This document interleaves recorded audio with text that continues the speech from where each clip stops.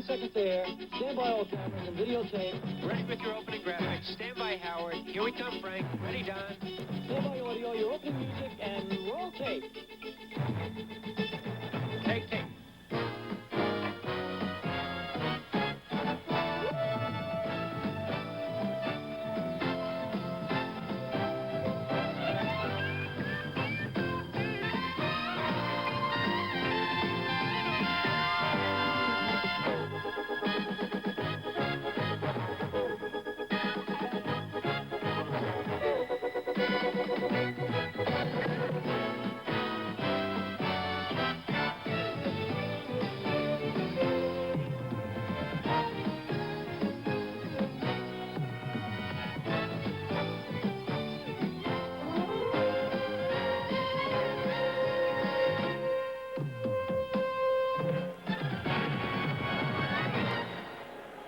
Live from Candlestick Park in San Francisco, California, it's the Dallas Cowboys and the San Francisco 49ers. ABC's NFL Monday Night Football is brought to you by the Miller Brewing Company, brewers of Miller High Life. If you've got the time, we've got the beer. Hello again, everyone. I'm Howard Cosell. Welcome to San Francisco's Candlestick Park. From the noise behind me, you can hear that there is almost a festival atmosphere in this, one of the most beautiful cities in the whole world, with its gingerbread buildings and its hills and its cable cars and everything that Tony Bennett has described in his classic song. The atmosphere is exciting because, one, San Francisco fans hope for an upset. Two, they're elated at the opportunity of seeing the flashiest, most spectacular rookie in the National Football League, a fellow named Tony Dorsett, who set a Dallas rushing record a week ago with 206 yards gained in one game. Tom Landry is always a concerned coach because he senses a kind of decline in his team that's not apparent to the average fan. He's troubled by the loss to St. Louis here on a Monday night, by the crunching by Pittsburgh, by a tough game against Philadelphia. He wants things righted with Denver coming up next week. He wants to be ready for the playoffs. As for San Francisco, a terrible start. The departure of the popular coach Monty Clark, the ascension of Joe Thomas, and then after that terrible start, 4 victories in a row, and the growing realization that Joe Thomas was the man who did so much to build the Minnesota Vikings, the Miami Dolphins, and the Baltimore Colts. So now the interest is revived. Things have changed. To amplify on the subject of the Dallas Cowboys, nobody better than the man I'm about to introduce, with a new head garb that makes him a transplanted Londonite from Texas. Dandy Don Meredith. Transplanted Londonite. There you go again. I think the Cowboys are a kind of team, or they have been in the past, if things get to going too good, they'll figure out a way to mess it up because need a little bit of pressure. They got off to a real good start, couldn't find anybody to give them really that good a ball game for about the first 8 weeks. Then they hit kind of a slack. Call it overconfident, whatever it is. Then they did kind of hit a little bit of slump. Roger Staubach got hurt a hip, hurt a thumb. And I think when Roger's not going really well, that's going to be the big problem with their offense. Their defense usually plays pretty well. Actually, when you look at Dallas, you say, what is wrong with them? They're number 1 in offense, number 1 in defense, so maybe it's not too much of anything. But they have hit a little slump. I think a lot of it is Roger's thumb, hip. He needs to put it together a little bit better. He mentioned, Howard mentioned old Jim Plunkett over at San Francisco. He's had a pretty tough year, but he's getting it back together, don't you think? What? That's really weird. Oh, well. You're really weird. I was going to say the hat ain't the only thing on here. Like Howard said on your cowboy hat. Jim Plunkett came out here a year ago. He came from New England. He came for 3 #1 draft picks, a pretty solid quarterback in Tom Owen, and he had, quite frankly, a very inadequate year, an average year for Jim Plunkett, the former Heisman Award winner who came in so strong when he came into the league back in 1972. He was the Rookie of the Year. Had 4 good years with New England, injuries, and problems last year. He has some good offensive weapons, however. Dell Williams, number 24, over 1,000 yards rushing last year. Dell Williams, a good running back, 4 years out of Kansas. And Wilbur Jackson, a former All-American from the University of Alabama. He's over 700 yards, so there are some strong offensive weapons the 49ers can go to. They really have nothing to lose tonight. They are playing perhaps the best team in football tonight, so they'll turn it loose. They're not going to be in the playoffs, but they'll have some fun tonight. And we'll be back with the kickoff after this. I dare you to knock this off. I dare you to compare anybody's batteries, anybody's, with alkaline power cells. They're trying to beat them for long life. You know what? You can't. When you want long-lasting energy, you can't buy a longer-lasting, all-purpose power system than gold, red, and black alkaline power cells from Eveready. Come on. I dare you. Are you still chained to? Gotcha. The rechargeable Norelco rotary razor lets you walk away, free from nicks and cuts. Its 36 surgical steel rotary razor blades are safely protected inside 3 floating heads to give you a comfortable shave that's razor close, razor smooth, for up to 3 weeks on a single charge. The rechargeable Norelco rotary razor. It lets you walk away from gotcha. What are you doing, cookie face? I'm checking the air pressure in my Goodrich radials, Snuggle Bunny. At midnight? On our honeymoon? We've got a long drive to Niagara Falls tomorrow. If we don't have the right amount of air in our tires, it could be unsafe. And my Goodrich dealer told me the tires would last longer. Goodrich? You should have married that Goodrich blimp! Tires you can trust. B.F. Goodrich, the other guys. But, honey... What? Goodrich doesn't have a blimp. Jim Plunkett, there he is. Those are his numbers. As I told you before, he came for 3 #1 draft picks, a quarterback Tom Owen from New England. A lot of people who have been critical of the 49ers, as we look at them huddle on the sidelines, say it was too much to give up. Well, if Jim Plunkett had played last year back to his rookie year, when he set some NFL records, tied an NFL record mark for touchdown passes as a rookie, well, they wouldn't be saying that. And here is the trouble, Ken Meyer. He replaced an 8-6 coach a year ago, Monty Clark. A lot of people didn't like that either. But then, that's the game of football. When they disagree, they'll let you know about it. Cowboys have won the toss. They'll be receiving. You're looking at Ray Wersching. He'll kick off for the 49ers. Deep, number 86, Butch Johnson. Back there with Larry Brinson, a free agent speedster out of Florida. And we'll talk more about where Dallas comes up with these players, but they have great plans for Larry Brinson. We might see him offensively tonight, whereas before he's been on the special teams. Wersching set to go. High kick that will be taken there by Butch Johnson at the 10. And Johnson nailed at the 21-yard line, hustling down there Bob Farrell and the special unit of the 49ers. Opening at quarterback, we talked about him before. He has had trouble with the injuries. Roger Staubach, the setbacks. Tony Dorsett coming off a 200-yard game last week. Robert Newhouse is in there, number 44. Drew Pearson, number 88. Golden Richards, number 83, are the wide receivers. Billy Joe Dupree, the big tight end, number 89. A veteran offensive line that may see some reshuffling tonight. We'll wait and see. We could see some Rayfield Wright, and he hasn't played all season. The former All-Pro tackle on the right side for Dallas. 1st and 10, the Cowboys from their own 21-yard line. Robert Newhouse. Oh, he is popped. Robert Newhouse hit by number 59, Willie Harper. Right there, you saw something you must take notice of. According to the stats, thus far this season, the 49ers allow only 3.3 yards per rush. They rank 1st in the league. It'll be interesting to see if Dorsett can run into this 49er defensive line. On the other hand, the Cowboys allow 3.67. They rank 12th. Frank? It's 2nd down, almost 10. Dorsett moves back to the tailback slot. The tight end, Dupree adjusts. Dorsett, first carry of the night. Somehow he finds the hole, and we've seen him do it all year long. A remarkably gifted athlete. He moves out to the 30, where it'll be 3rd down and 2, and Cleveland Elam made the stop, and Howard, what a year he's had. Well, we spotted Cleveland Elam a year ago when San Francisco upset L.A. in a Monday night game 16-0. We predicted then he'd become an outstanding star. He's done just that. Done? Leads the team also in sacks. You're talking about a good against the run. That's going to put a little pressure on Roger throwing, and he really hasn't been up to par in the last 3 weeks. We mentioned it.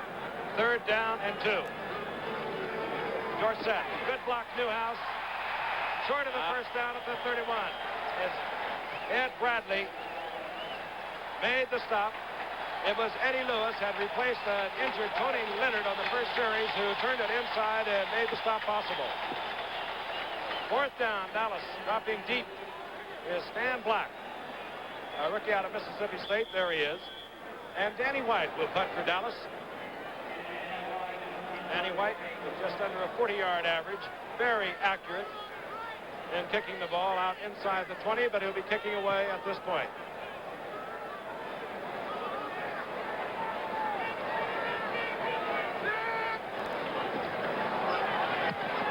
That's not a very good one. Short kick, and Black takes a dangerous shot at the 40, bounds forward, recovers at the 44-yard line where San Francisco takes over. Good field position on a 29-yard putt by Danny White. Jim Plunkett opens the quarterback, the setbacks. Two fine running backs, 24 Dell Williams, number 40 Wilbur Jackson. Wide receivers, Kenny Harrison, brother of Dwight Harrison. We saw a few weeks ago at Buffalo. He's one wide receiver. Gene Washington's in there, number 18, and the tight end, Tom Mitchell. First and 10, the ball just short of the 45-yard line for the 49ers. Williams, and he moves up for about a 2-yard gain, make it 3, up to the 47-yard line, where it'll be second down and 7. Hit there by Bill Gregory, who has replaced Jethro Pugh, number 75. We have not heard anything that was wrong with Jethro Pugh. We'll check it out. Maybe they're just giving him a rest. Actually, there is. Frankie has a back problem, kind of a chronic back problem, acted up on him Thursday in workout, so they deactivated him, and we won't see him at all tonight. What I meant to say is I didn't hear it. Oh. Second down and 7. Dell Williams. Look out. Brunig misses, and Williams turns the corner to midfield, where it'll be third down and 5, and Jethro Pugh is on the sidelines, not suited up, deactivated for tonight. See a middle linebacker like Brunig go up the middle, Frank. He better make the tackle or the guy's going to pick up pretty good yardage. That time I'd say he got about 5. But Brunig is learning that middle. This is his first year full-fledged in the middle after Leroy retired. So he's taking a few chances. That time he shot up the middle, didn't quite make the cutoff, and he picked up 5 yards. Gene Washington, number 18. Kenny Harrison, number 83. Both wide receivers move to the left on the pass down, third and 5. The sweep to the right. Coming up short is Dell Williams as Harvey Martin does what he does so well. Lays it down like he's going to come in on the pass and then just catches Dell Williams on the pursuit. He is a marvelously gifted athlete. Number 79, Harvey Martin. He's really, you see him, that great acceleration off the line. He had a sore knee coming into the game tonight. But he's following that pursuit, got his eye on the ball carrier. You see Dell Williams trying to make a move. Harvey came all the way from that defensive end. Very few guys have the speed to make that move. That's a long way to travel. Fourth down, less than a yard. There's Butch Johnson standing at his own 10-yard line. There's Tom Whittam, who will punt, averaging a little over 36 yards on the year thus far. A reverse. This is Dave Williams. I love it. I do too. First down, San Francisco, and why not? Boy, I wish I'd have said it because I was thinking it. I love it. I was thinking it. You know, Dave Williams is a former Cowboy, drafted number 7 as we look again. Here's Whittam. You could see it happening, Frank, because they only needed that, a half yard. I didn't expect them to run this kind of play because it's rather slow developing reverse. But there he is, Dave Williams. Well, Frank's starting to tell you about Dave Williams, who sprung into prominence a week ago with 2 great kick runs. Dallas had him originally, went up to Canada, and when he got back with Dallas, they waived him. San Francisco picked him up. And he just picked up a first down at the Dallas Cowboy 40-yard line. Play action. Holding linebackers, man wide open and poorly thrown by Plunkett. That was a bad pass. Oh, that thing was almost end over end, Don. Well, not so much that is the wrong direction, too, Frank. It was, Otherwise, it was great. Yeah, I thought that is okay. He actually had Tom Mitchell, number 84, coming back as a security valve, he was also wide open. So I would say the linebackers on the Cowboys missed their coverage, plus Plunkett missed his receiver. It had a skeet shooter out here. We could have shot it down. It got as high as the booth at one point. Turkey shoot, turkey lurkeys. Second down and 10. The ball at the 40. That's 84. Tom Mitchell, the tight end, adjusting. San Francisco acting like Dallas. Dell Williams, right side, big hole. Gets down close to the 35-yard line, where it's going to be third down and 6. Tom Henderson, another speedster in this Dallas Cowboy defensive unit. Number 56 was there for the stop. Their linebackers are all alike. They're fast, they're strong, Howard, but they're not necessarily big. Well, Tom Henderson's a super athlete. I was about to say, I don't think we ever saw 2 backs in tandem have a greater night than Dell Williams and Wilbur Jackson a year ago right here when the 49ers cracked up the bikes. They are both very capable backs. Williams over 800 yards. Jackson over 700 yards. 3rd down and 6. We get a little Cowboy shuffle out there. Plunkett back. Boy, he's got him open again. Look out. Almost picked off. Moving up on the left side was Benny Barnes, the left cornerback for the Dallas Cowboys, and the 49ers once again have a 4th down. And out comes the kicking unit. Boy, Plunkett about turned that over to Benny Barnes. Like he just was slow developing. To me, telegraphed the throw, came back, it was slow delivery, looked in that right direction where he was going to throw, and now we got a quick snap, and there's the punt. With him. No attempt to angle for the sidelines, I don't believe. It's into the end zone, touchback on a 46-yard punt that nets considerably less than that. And we'll be back at Candlestick Park in a moment.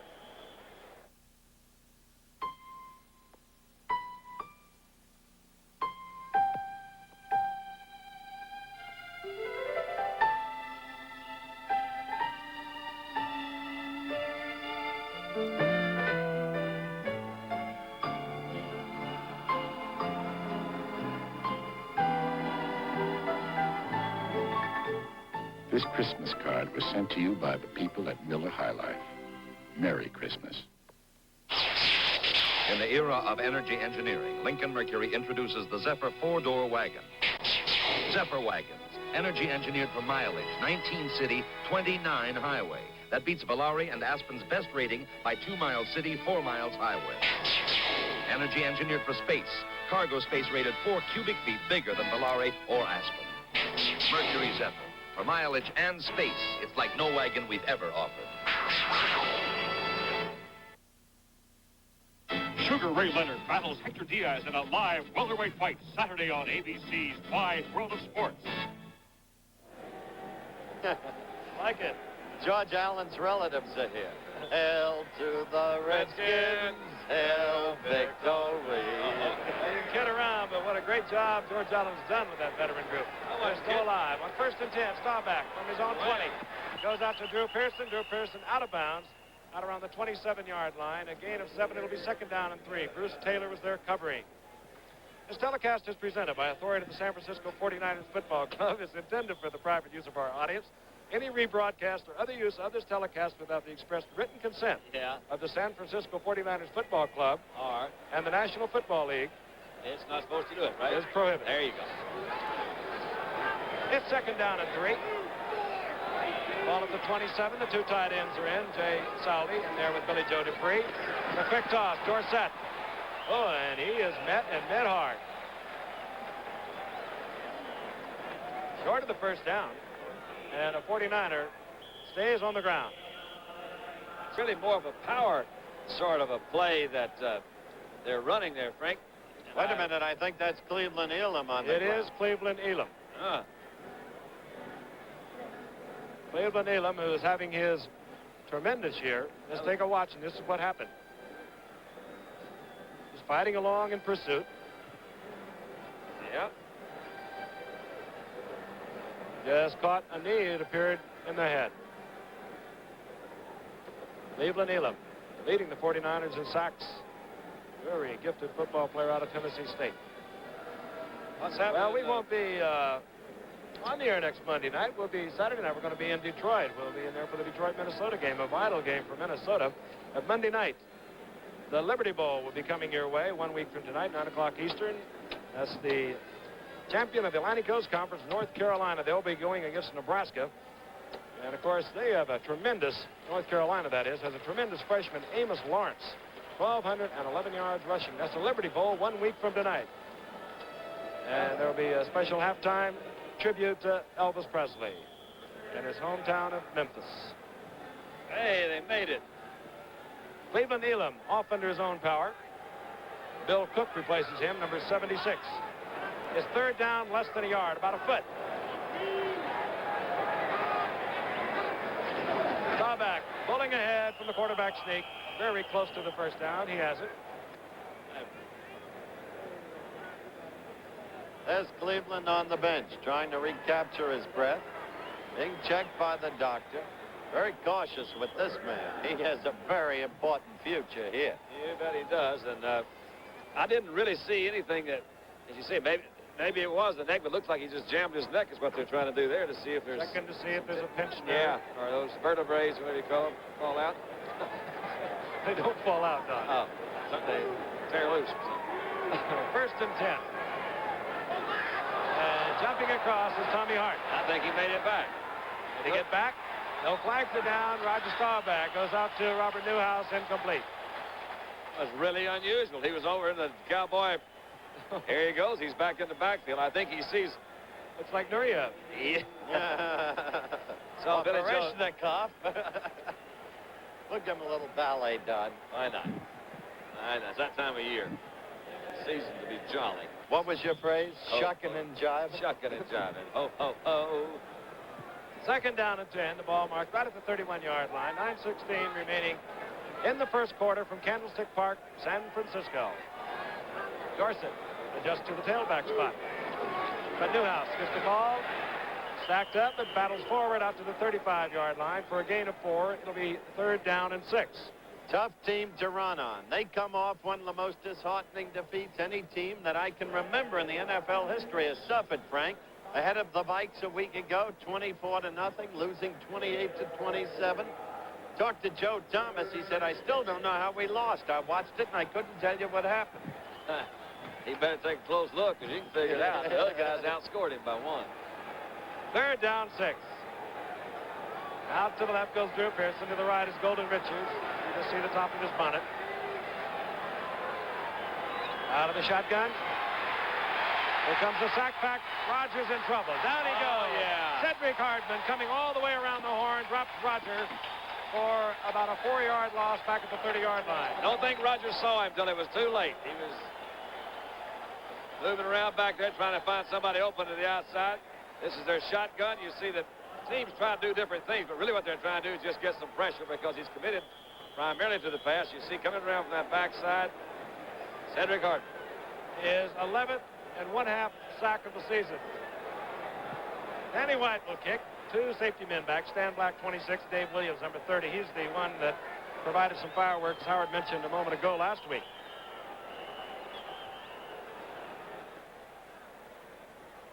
Now we want the ball turned over, a new ball. D.D. Lewis is the center you see in there, number 50. He's been doing that for a number of years. Kind of unusual for your linebackers to be snapping that ball, but he's really quite good at that. And the thing that he's usually trying to get that stick up. They got a lot of stick, but get that stuff cleaned off. He doesn't want to stick to his hands. Danny White hits a beauty.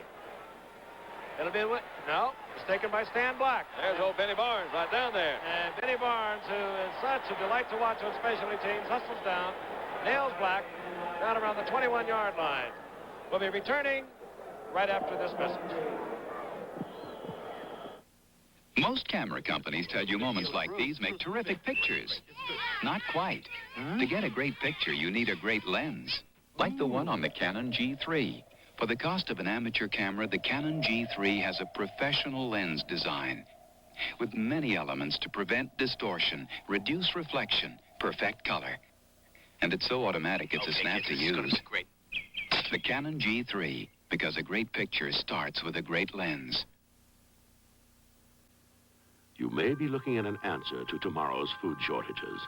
A natural protein that grows indoors, developed by the people of Phillips Petroleum. Once processed, this protein can be used to help feed livestock, so millions of acres now needed to grow food for animals can be used to grow food for people instead. Helping prevent tomorrow's food shortages while we make fine products for your car. That's performance from Phillips Petroleum, the performance company.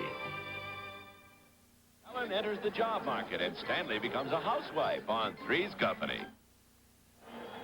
We find poets everywhere. No kidding aside, Dallas really wants this football game tonight. They're already in the playoffs. They're guaranteed the first playoff game at home, but if they can win tonight or against Denver next week, and that'll be tough, that guarantees if they get to the championship game, it will be played in Dallas. And that's rather important. Home field advantage. First and 10, the 49ers, their own 23. Inside handoff, Dale Williams. And Williams pops out to the 30-yard line. Gain of 7, it'll be second down and 3. Up into there by Cliff Harris, who, well, he's all over the football field. Number 43 of the Dallas Cowboys. They're on so much national television, you get to know them almost like movie stars. That's true. And Cliff Harris is one of the outstanding ones.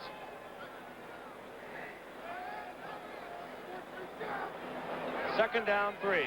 Cleveland Elam, we understand, should be able to return to the game shortly. Del Williams, right side, forget it. Oh, yeah. Runs into Randy White, number 54. Remember him, a down lineman at Maryland 3 years ago? Cowboys tried to make a linebacker out of him. They moved him into tackle. And between Randy White on the right side and Harvey Martin, they have 33 sacks between them. That's more sacks than a lot of teams have in the league. Total Harvey teams. Martin has more than 5 teams, Howard, himself. There's Kenny Martin. Kenny Meyer. He'd like it to be Martin. Yeah.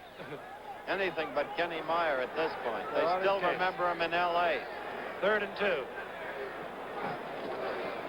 Williams hurdles over the line, has the first down, I do believe, at the 34-yard line. Been trying to keep an eye on old Bill Gregory, number 77, who's in place of Jethro Pugh. We mentioned at the top of the show, and he's been doing a pretty good job holding that middle down in there. They're not moving him out too much. He's a good, solid, tough, veteran football player out of Wisconsin.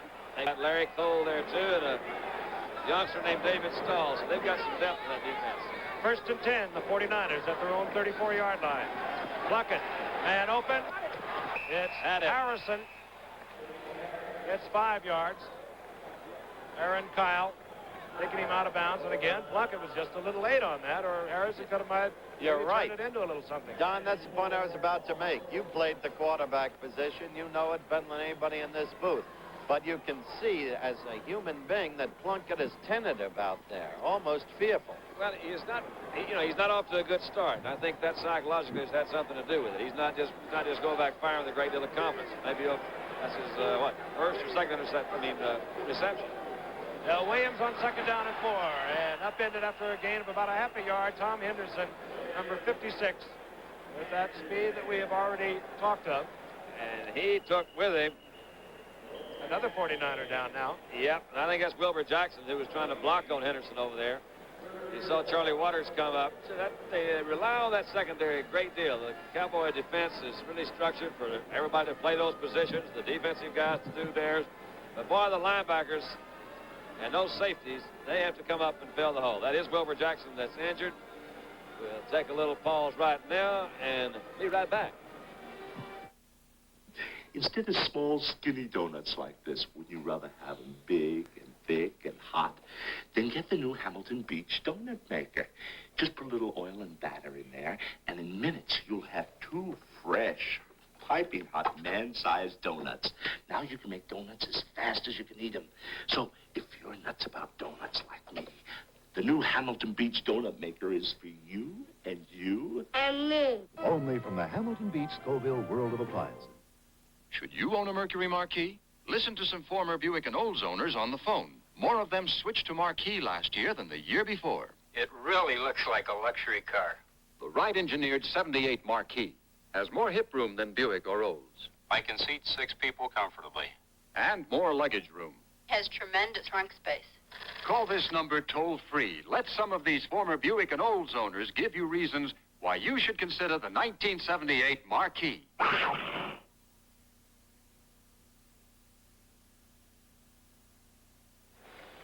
Wilbur Jackson was on the ground while we were away during the commercial, is up now walking off the field. And boy, you always like to see this when the player goes down, grabs at that knee, then you can see them get up and move off.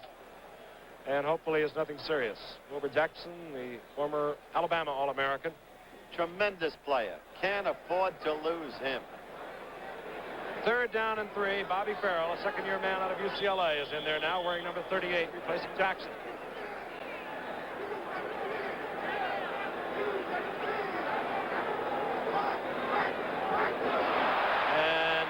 A lot of Cowboys jumped off. That could go against the 49ers as Farrell gets into territory, Dallas territory at the 48.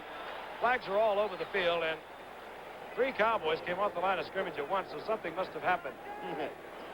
Well, they all came off in unison anyway.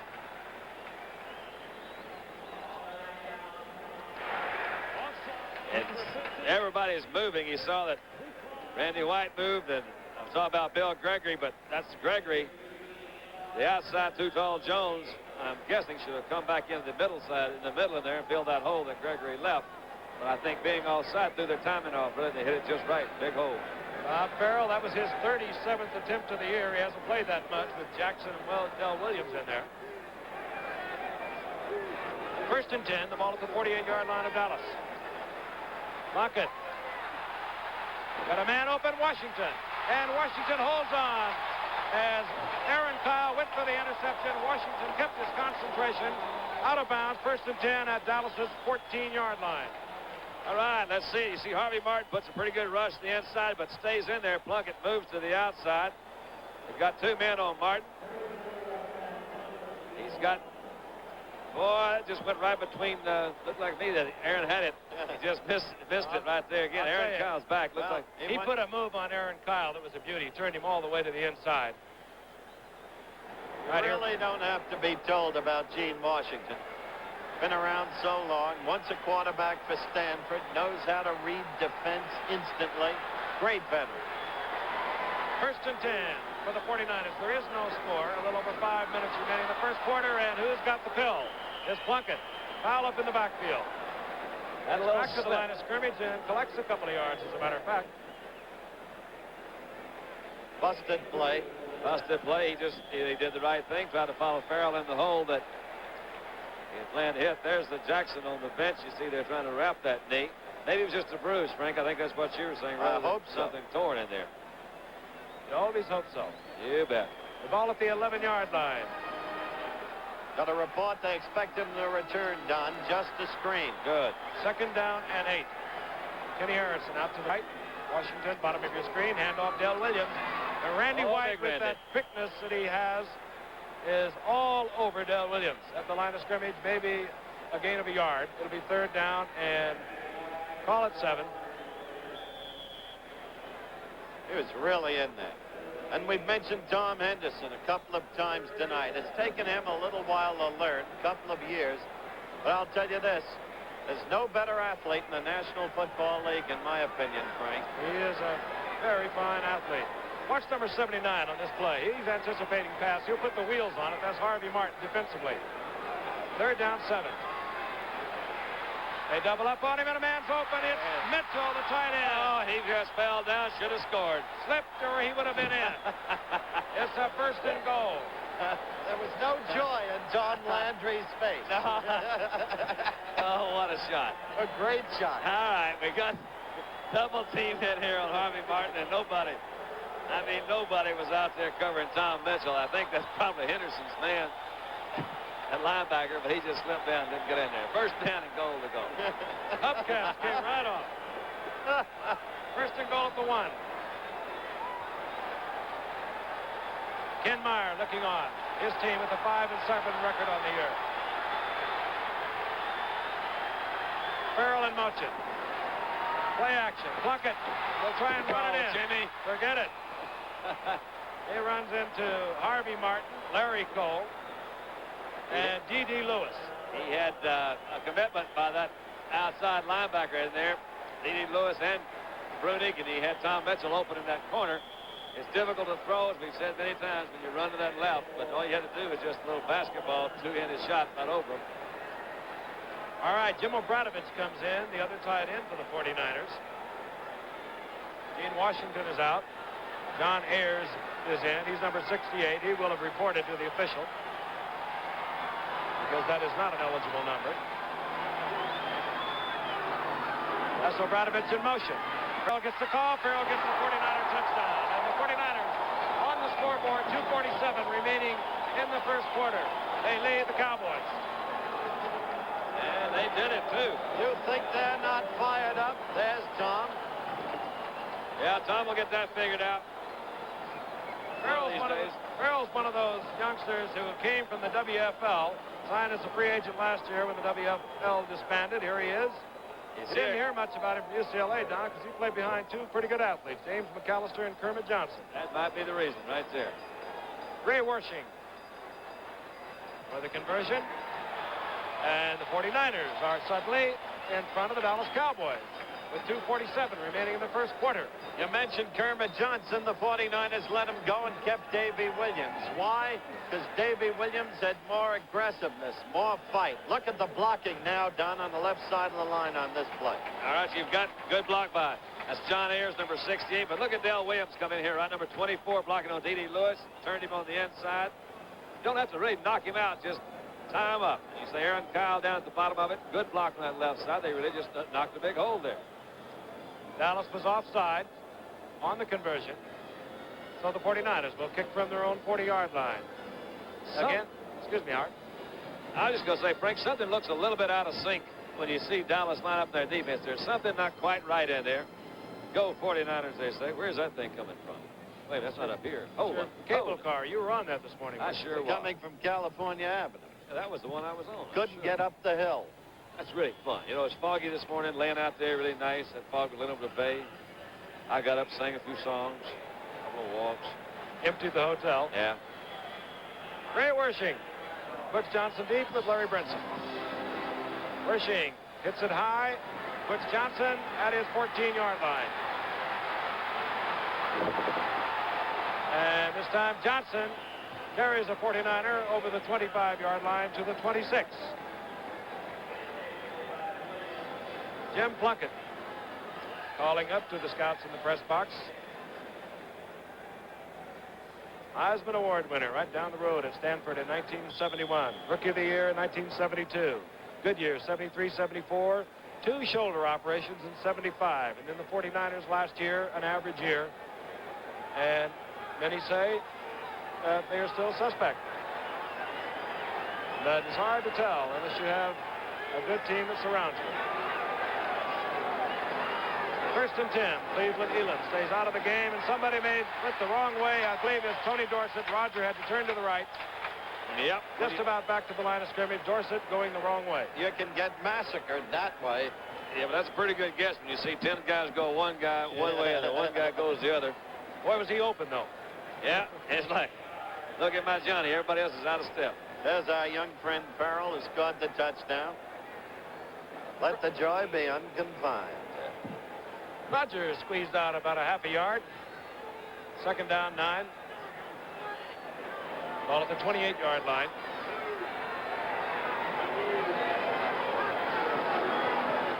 Play action fake. Nobody wide open, Drew Pearson. And Drew Pearson out of bounds at the 38-yard line and hit hard. Oh, was he hit? Tony Leonard touched him out of bounds. Tony Leonard's a skinny kid, only weighs about 168. Second-year man from Virginia Union, but tough kid. How could Pearson be this alone? Let's see if we can figure it out. Looks, he just came back. It's a good clear-out route there by Golden Richards. And you mentioned, that's Tony Leonard. It's Ralph McGill, number 49, who kind of... He really put that... Yeah, he pasted him pretty good when he got through on the sideline. Drew Pearson. He also was a free agent 5 years ago. He's only been all-pro the last 3 years. Ball at the 49ers 38-yard line. First and 10, Dallas. They trail 7-0. The handoff, Dorsett. Has to move to the outside and back to the inside. He runs into Willie Harper. Down he goes. Gain of about a yard. It'll be second and 9. Like we said, it's tough to run against this club. They lead the league. They allow only 3.3 yards per rush against them. You know, they got different folks in there now, Howard. Bruce Elia could not go at middle linebacker. Ed Bradley's in there. Cleveland Elam remains out of the game. He was shaken up. And Bill Cook is in his spot in the defensive right tackle spot. They've had a good defense around here since Dick Nolan was here. Actually, they've been pretty strong defensively. Second down, 9. Newhouse. Ralph Neely trying to get something happening out in front of Newhouse. And Newhouse crosses over the 35 to just about the 34-yard line, where it's going to be third down and 7. Ralph, you're talking about Neely. He's had a pretty good year this year. And actually, he's playing a little bit hurt tonight. He's got a bad back and a bad knee. But been one of Ralph's better years. He's been around, kind of the senior member of that offensive line group. Like I said the other week, when he runs out, they'll award him to the Houston Oilers. Then they'll play 10 more years. Shotgun, Preston Pearson is in. This is the passing offense for Dallas. Third down, 7. The ball just inside the 35-yard line. Draw back. He can get the first down, and he does at the 25-yard line. Well, I'll tell you, that's the guts of Roger Staubach. Tommy Hart was in and all over him, apparently, number 53. But Roger ducked his head, went between two defenders, and picked up the first down yardage. And he is not, as Don pointed out at the top of the telecast, healthy. Yeah, I admire his courage, but I question his judgment. I mean, you know, this thing is, they want to play well, but anyway, first down. And 20 seconds remains in the first quarter. The 49ers lead 7-0. The ball is at the 49ers' 25-yard line. Newhouse. There's a big hole. Whoops. And Newhouse pulls to another first down inside the 15. And that will run out the time in the first quarter. Newhouse has the first down around the 14-yard line. And that will be the situation when we return to Candlestick Park in San Francisco right after this message. Somewhere to save for the sunshine, somewhere to save for the rain. When you start saving at Savings and Loans, your money will grow day by day. Whatever their dreams, hopes, and goals, more than 65 million people are saving at Savings and Loans for the good times ahead. Put your money where it is, America. Savings and Loans.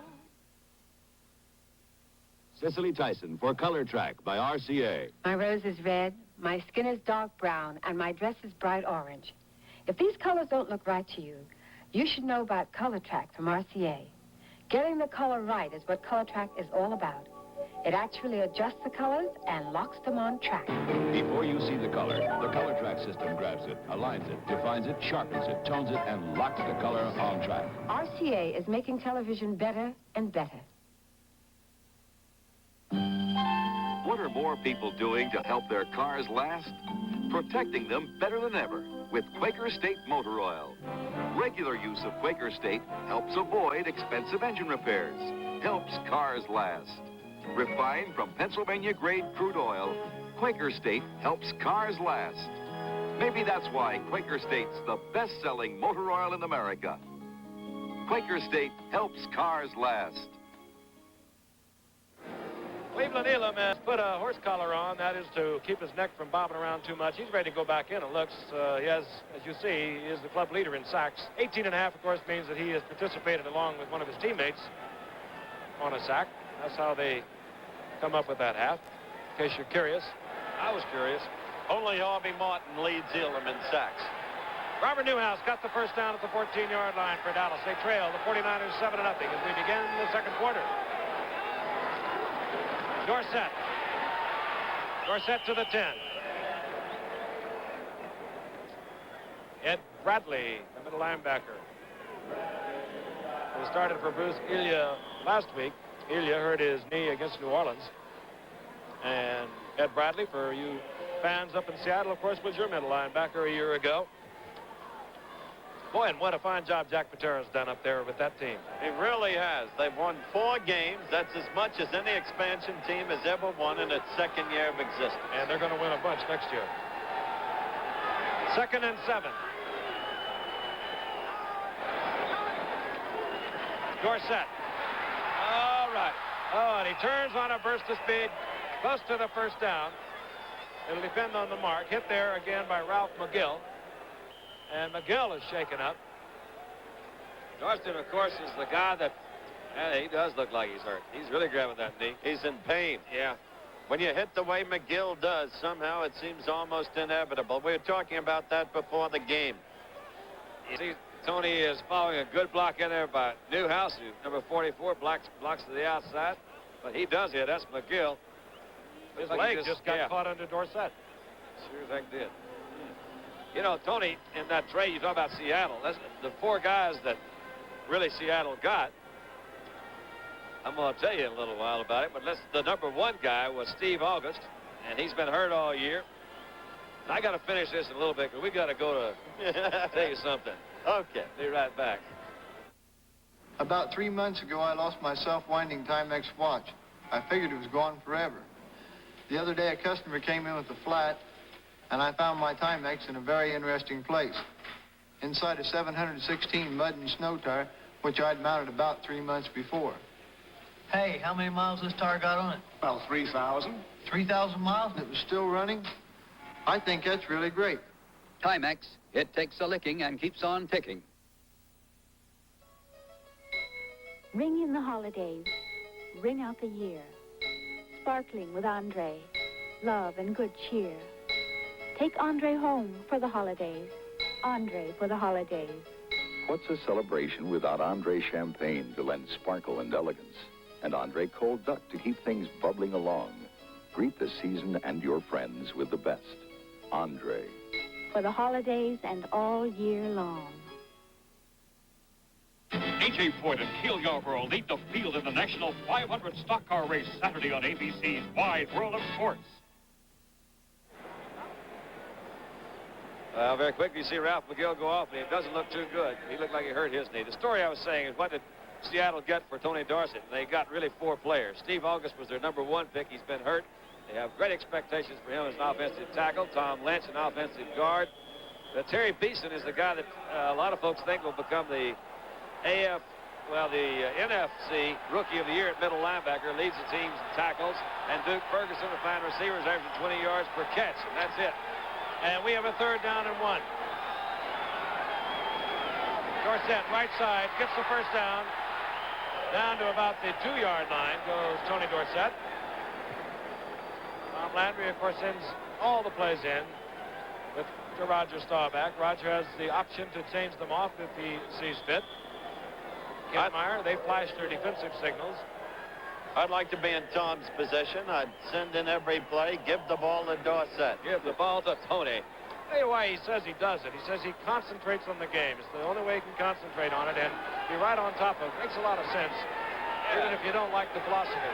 Certainly does. First and goal.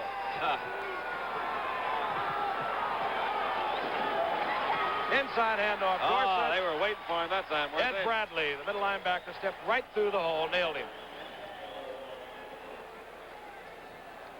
Second down goal. Inside the second quarter. A little over 12 minutes. 49ers got on the scoreboard first. They lead 7-0. Farrell getting in from 1 yard out for the 49ers. Second down and goal.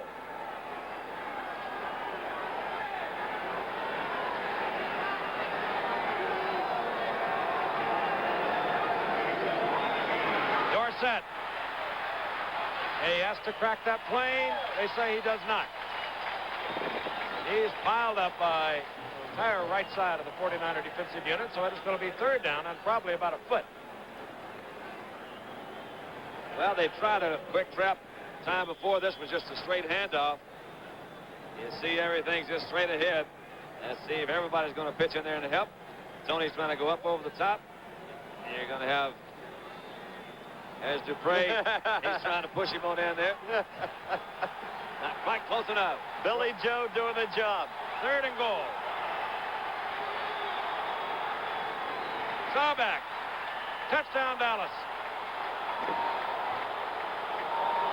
Oh. Kentmeyer looking on is Willie Harper says he did. saying, I believe that he fumbled it out there. They thought they took it away from him.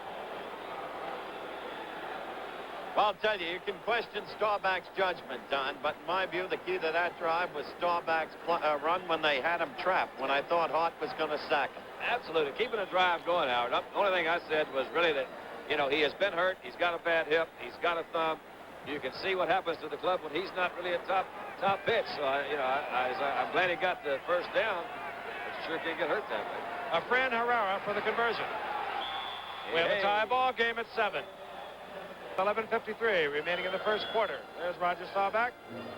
Got the touchdown for Dallas to tie it up, and we'll be returning in a moment. Smile, it's Christmas time. Well, here's something for you to smile about. You can save up to $10 on Kodak Instant cameras and film. Save $5 when you buy any Kodak Instant camera, and $5 when you buy 5 packs of Kodak Instant print film. Come on, no smile? And no matter how much you spend, no other instant camera gives you this. Bright, brilliant color by Kodak. So smile all the way to your photo dealer. Ask them about this limited time offer from Kodak. Ho, ho, ho. tough not to love the new Mercury Bobcat. With 5 great features now standard for 1978. There's power front disc brakes, style steel wheels. Love that Bobcat. There's steel belted radial, stabilizer bar, tinted glass. Love that Bobcat. Love that fuel economy. Bobcat's EPA rating is 35 highway, 25 city. What do you want? Love that Bobcat. Love that Bobcat. 78 Bobcat with more standard features, a lowered sticker price. Love that Bobcat. Everyone's suspect on soap. I was with Bob here. Yeah, he was. I can vouch for him. Efren Herrera set to kick off. Score tied at 7, 11:53 remaining here in the first quarter. Paul Hofer is in the end zone for the 49ers, number 36.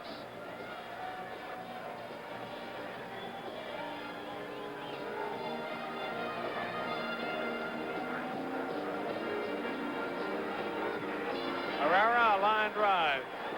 Was bobbled there by Obradovich. Whoa. Oh, and he is up in and out around the 27-yard line. So the 49ers will have possession. We'll remind you that next Monday night, we won't be with you. You'll be watching the Liberty Bowl, but Monday Night Football moves, as I guess is only appropriate enough that we move to Saturday night. Certainly. We got a ball game, too. Minnesota. They can win the Central Division of the NFC against the Detroit Lions.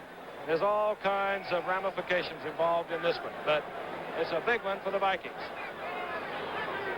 Wilbur Jackson back in the game, number 40, on 1st and 10. Jackson gets the call. Flag is down as Jackson limps a little bit, but moves out to about a 4-yard gain, hit by Cliff Harris. There's McGill on the bench, and he is still hurting. We don't like to see that. We really don't. Nobody does. Tremendous hitter, and that's how he got hurt. 49ers offside. That will be stepped off. Wilbur Jackson. At least it looked to me like he was limping just a little bit as he took that ball. In case you weren't with us, he was shaken up earlier. Here's the call. Encroachment, number 65, offense, first down. Well, McGill's out for the night. We just got word, Frank. Left knee strain. I wouldn't need word. I took one look at him. Yeah, that one did hurt. 1st and 15.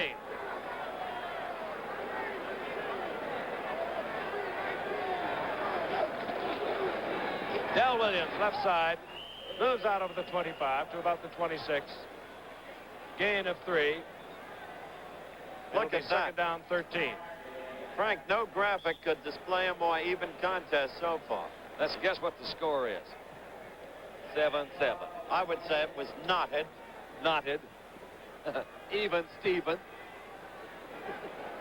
2nd down, 13. All at just over the 26-yard line.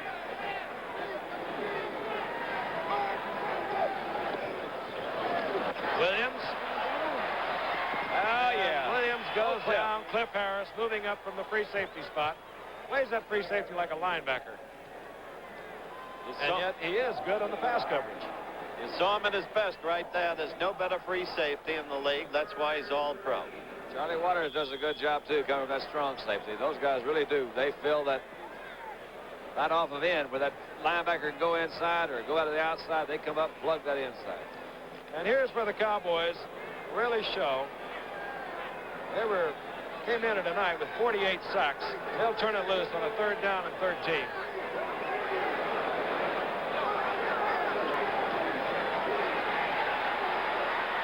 Safety blitz, it misses and a flag goes down. No, actually it was D.D. Lewis coming in. 2 flags are down, 1 at the line of scrimmage, 1 upfield. That was Harvey Martin, wasn't it? That came in there and put the touches on him. Always. I'm telling you, he is close. If he's not there, he's right around him. May have 2 calls. Well, I see several of the Cowboys are already heading this. We're going to get What we may have is offsetting penalty. Aha. Illegal motion, 49ers. And defensive call against the Dallas Cowboys. Illegal motion, offense, holding, number 25, defense, offset, replay, 3rd down. Dick Jorgensen spells it out clearly for you, our referee. Aaron Kyle did the holding. 3rd down, 13. Harvey Martin number 79. That's him, top of your screen for the Dallas Cowboys, going against Gene Barrett. Now, they'll probably use a back to help out against Harvey Martin.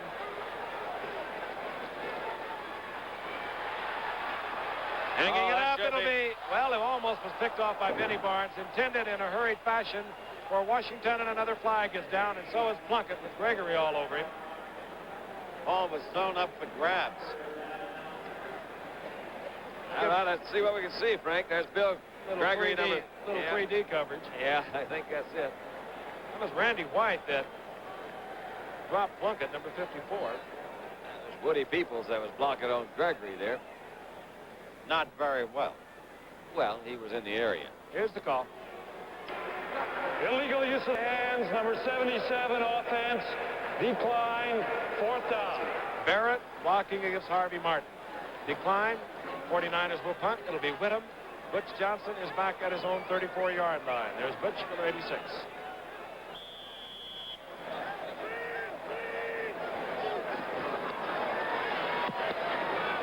Whittam hits it low. Johnson will have the opportunity to return. Good return. And Johnson over midfield to the 47-yard line. 44-yard punt as Paul Hofer made the save for the 49ers. 9:52 remaining in the first half. It's tied at 7. We'll be right back. Now, let me tell you something. I've eaten the dust of many a rodeo, and I built up some kind of a thirst. That's why I drink light beer from Miller. It has a third less calories than the regular beers, and it tastes real good. Light says giddy up to all that flavor, and woe to being filled up. And that ain't no book. What? Light beer from Miller. Everything you always wanted in a beer, and less. Announcing a unique new motor oil from Exxon Research that can actually save money. New Golden Natural Uniflow. Uniflow was tested in cars like yours. After break-in, it delivered an overall average of 16 extra miles per tank full. Savings like that could cut your gasoline bill the equivalent of about 3 cents a gallon. New Uniflow motor oil is Exxon's best engine protection ever. It conserves gasoline, saves money. That's nice. Of course. Doesn't look bad in Beverly Hills. This is the time. You get the ball inside the other team's 50. You're moving in right now if you got Dandy Dunn at quarterback. No, if you got Tom on the sideline, that's what he says, and he's right. If you're going to put him away, this is the time to make a move right now. They start with their best field position of the night. 1st and 10 at the 48-yard line of the 49ers. It's all tied at 7 if you just joined us. Staubach will run again. And Staubach gets 8 yards to the 40-yard line. It'll be 2nd and 2. Bill Cook, who is in there playing for the injured Cleveland Elam, made the stop. Well, he's going to keep doing it, Don, because he's got it right. Well, he's good at that moving around. That's, you know, that's a great thing to have, particularly when they get back in that shotgun that they were in a while ago. That time he sent 4 or 5 guys out. Didn't really have anybody to drop off to. So he came back in there. Jimmy Webb, the other defensive tackle for the 49ers, is now out of there. And Ed Gallagher, number 75, has replaced Webb. 2nd down and 2. Dorsett doing a little shake-off for us, and Newhouse tries the right side, gets the 1st down at the 35. Well, they listen to Tom. This is the time to take command. Move it right on in. Yeah, I'll tell you, I wish you could see. Get a shot of Tom over there right quick, because he's so hot because Dorsett went the wrong way. And there's one thing he does. He says, man, if you don't know which way to go, I mean, he'll jerk him out of there. And I don't blame him, because that's what it's all for. They do it on knowing what to do. You never get on anybody for not blocking. But if they miss an assignment, you can flat lay into them. 1st and 10. Ball inside the 35-yard line. Newhouse. Whoa. Newhouse will lose a yard and a half, and it was big number 76. That's Bill Cook, who's been in a couple of key plays now. He replaced Cleveland Elam. Tough block for a center. That was John Fitzgerald trying to block on him, but he shot that gap, read the play, read the offensive formation very well. Had it figured out. Didn't have much any place else to go except right in that gap. Therefore, Fitzgerald really couldn't block it. In comes Preston Pearson. He's a better receiver than Dorsett. He's in there with Robert Newhouse. is 2nd down and 12.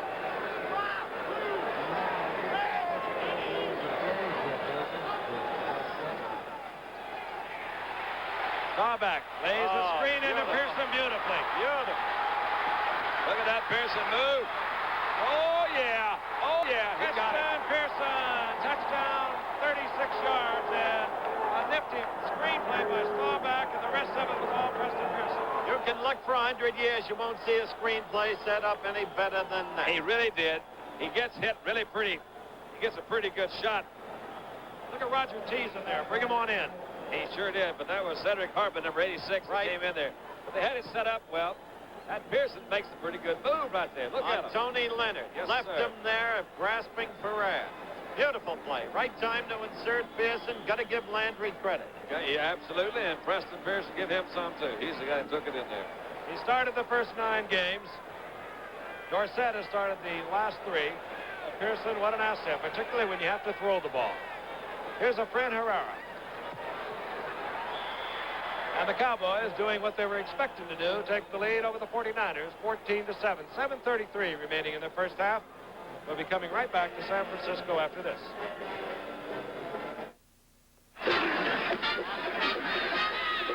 The Dallas Cowboys are a homegrown football team and a team that plays offense like nobody else. Hi, I'm Harvey Martin, and I was born and raised in Dallas, and I'm very pleased to have this chance to show you my home. Now, in a way, Dallas came out of nowhere. No harbors, no railroads, no rivers, nothing to make it great except the people. People who saw a city that looks like tomorrow. People who love football and the Texas State Fair, summer musicals, and 3-alarm chili. You know, we get kidded about being Texans and claiming to have the biggest everything, but there are people in Dallas with the biggest hearts anywhere. They're the volunteers of our United Way. People like you and me working with the Red Cross, the YMCA, Services for the Aging, and many other agencies funded by our United Way. They take pride in our team, our city, and our United Way. They're beautiful people, and for all of them, we'd like to say, thanks to you. It works for all of us, the United Way. The preceding announcement was brought to you as a public service by the National Football League.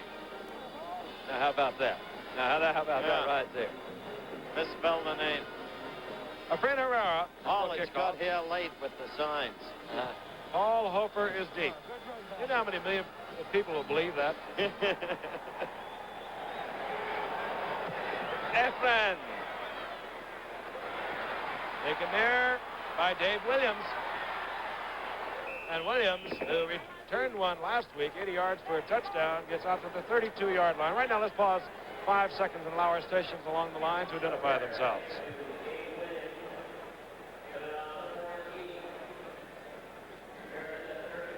Dave Williams, who a year ago was up in Toronto, came back to Dallas, cut this year, just returned that kickoff. 49ers trailing now by 7, take over 1st and 10. The ball at the 32 in a game that Dallas really wants to win to guarantee that if they win their first playoff game, they'll play the conference championship game in Dallas. Nell Williams. Look at Bruning. Oh, boy. Oh, boy. Bob Bruning. Middle linebacker, replaced Leroy Jordan, who retired after 14 years. And, Don, wouldn't you say defensively for Tom Landry, that middle linebacker is just about the hub of everything? It really is. He plays it that way, designs a lot of his defenses for that to happen. He saw Randy Cross, number 51, as the offensive center for San Francisco, pull to try to get out in front. So Bruning can sit right there in front of him. When he sees him read, Tom has him follow, and that time it paid off. 2nd down, 10.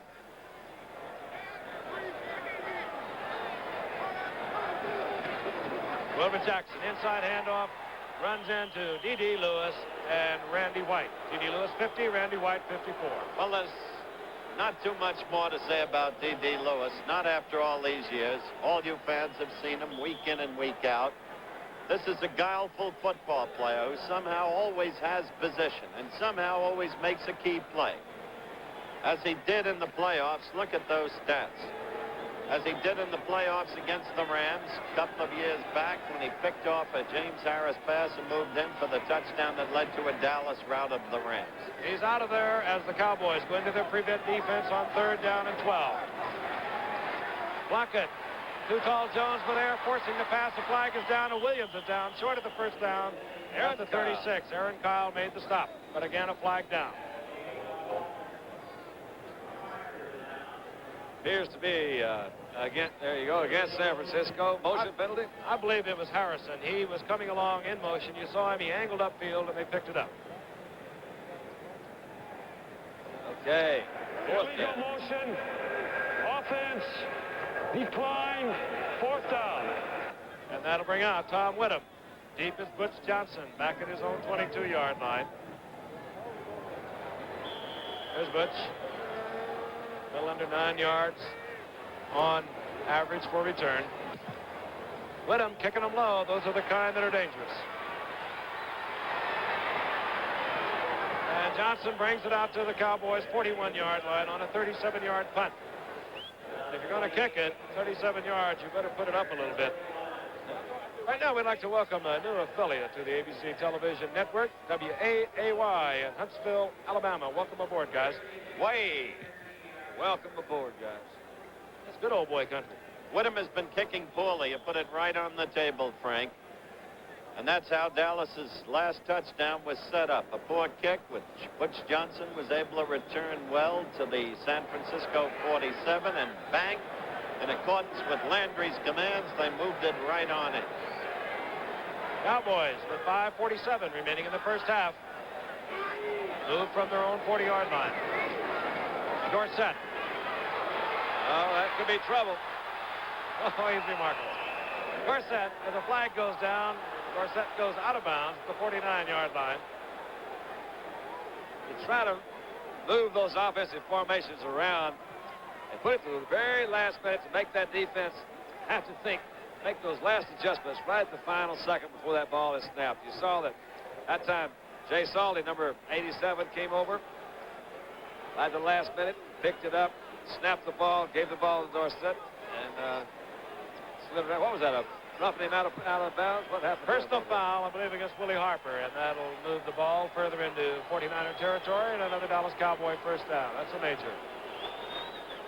So quickly, Dallas is in striking position again. Let's listen. Personal foul. Roughness out of bounds. Defense. First down. If you look at it again, Dorsey, you see, just runs right away from his guard, Rafferty. And with that kind of quickness, he can do it. Here's Willie Harper making the tackle. And there came the late shot. I believe it was Mal Phillips, number 2, that was called. Didn't look like Hoffman to me. No, he made a clean tackle. Saw back, firing for Pearson, incomplete. Drew slipped on the play, Frank. That's what cost that pass. He was clear. Oh, that's a tough field. Don and I were down there earlier, Howard. It's got a lot of patches in it. You said it's the toughest field in the league, and you should know. It is about as bad a shape as any field I've walked on in the league. It was wet, too. It wasn't covered. It had a little rain here. Still a little bit slick. Ball at the 36-yard line of the 49ers. Second down and 10. Pearson, top of your screen, 88. Butch Johnson, the other wide receiver, number 86, bottom of your screen. Back. Screen to Dorsett. Flag down. Dorsett. And another flag is down further downfield. I think this call be against Butch Johnson, Frank. I may be wrong, but I think it's against Butch. That's where the flag was laid, and I saw Butch banging his head in dismay. Now Bruce Taylor is limping away, number 44, cornerback for the 49ers as we await the call. And Willie Harper is limping. He's coming off limping. Yeah. A hard-hitting game. Going against the Cowboys, here's the call. Interference, number 86. Offense, second down. You were right. Butch Johnson it was. And Willie Harper is in considerable pain as he moves over to the 49er bench. They're losing everybody. Willie Harper, a versatile player from a great Nebraska team. Second down, 20. Mike Balderson, number 41, a rookie from Washington, replaces Harper. All right. Ralph Neely pulls up. That's right. He induced it. Those things happen. 5:29 remaining. 49ers, we'll see if they want to take it or they have a second down and 20. Yep, they'll move them back. It'll be second down and 25. False start, number 73. Offense, still second down. Willie Harper out of Nebraska. Those are your stats, if you can figure those out. Yeah. A lot of numbers. Well, you're looking at yards per game, and look at the difference in the passing game. The Cowboys vis-a-vis the 49ers. Second down and 25. The ball back now at the Cowboys' 49-yard line. Dorsett, right side. Newhouse in front. And he is collected there by number 53, Tommy Hart, moving over defensively from his left end spot after a gain of about 5. It'll be third down and 20, and Bradovich has a problem now. Why not? It's happening to all of them tonight. I call him Ed. It's Jim O'Bradovich. That wasn't it. He came out of where, Frank? USC. And where did he report to in his initial pro stint? To the Giants. Came That's here a year ago. He was a 7th-round draft pick. What anymore? He passed the quiz. What does that mean? Does he get a diploma? All right, third down and 20. Ball at the 47-yard line. Tony Dorsett, Preston Pearson, the two setbacks. Pearson, the nifty receiver. Fired over the middle, and it's complete to Billy Joe Dupree, who cannot tack any more yardage onto it, but he's down to the 32-yard line, short of a first down by 6. But I think he may have. Well, let's see what he's going to do. That's almost in field goal. You think Efren could kick it in there? Efren Herrera from Guadalajara? That would put him in about, let's see, it's pretty long. I don't know that Tom will even try it. Here he comes, Efren Herrera. Yep. Tom. And keep in mind, he does not always kick a field goal. He will punt. They will pass. He's a pretty good little athlete. He'll even make a tackle once in a while for you. He's one of 9 players that Cowboys have that have 3 years of experience. I think they had a pretty good year that year when they got all of them together. 49-yard attempt. He can reach it with a beauty. A little short. Hey, friend. So the 49ers will take over first and 10, and they'll begin at their own 32-yard line. Not bad field position. Not too bad, Frank, and they got 3 minutes, 46 seconds left. What they need now is some help from Plunkett. Well, they just need some more points, don't they? Yes. Yeah. Frank Gifford along with Howard Cosell, Don Meredith. Beautiful night for football here in the Bay Area.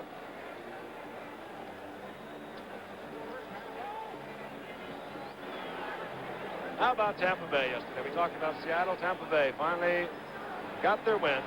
Yep, John McKay. You'll see that at halftime. First and 10, 49ers. They trail by 7. Wilbur Jackson. D.D. Lewis.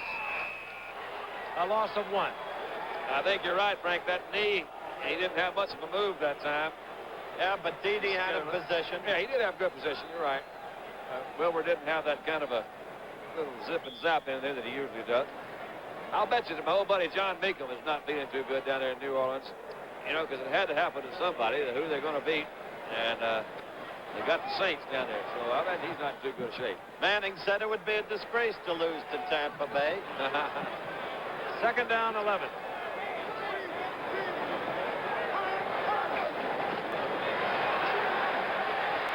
Look out. Going for Washington. Washington holds on. First down, 49ers. 40-yard line of Dallas. Mark Washington trying to cover. That was a beautifully thrown pass, and as usual, the slick veteran Gene Washington with a fine catch. Well, it's Washington on Washington saying, whatever happened to Martha? Pretty good coverage, really. It was just the ball was thrown pretty well. Mark maybe laid off of him a little bit too much. That's a good-looking guy, isn't it? Gene Washington.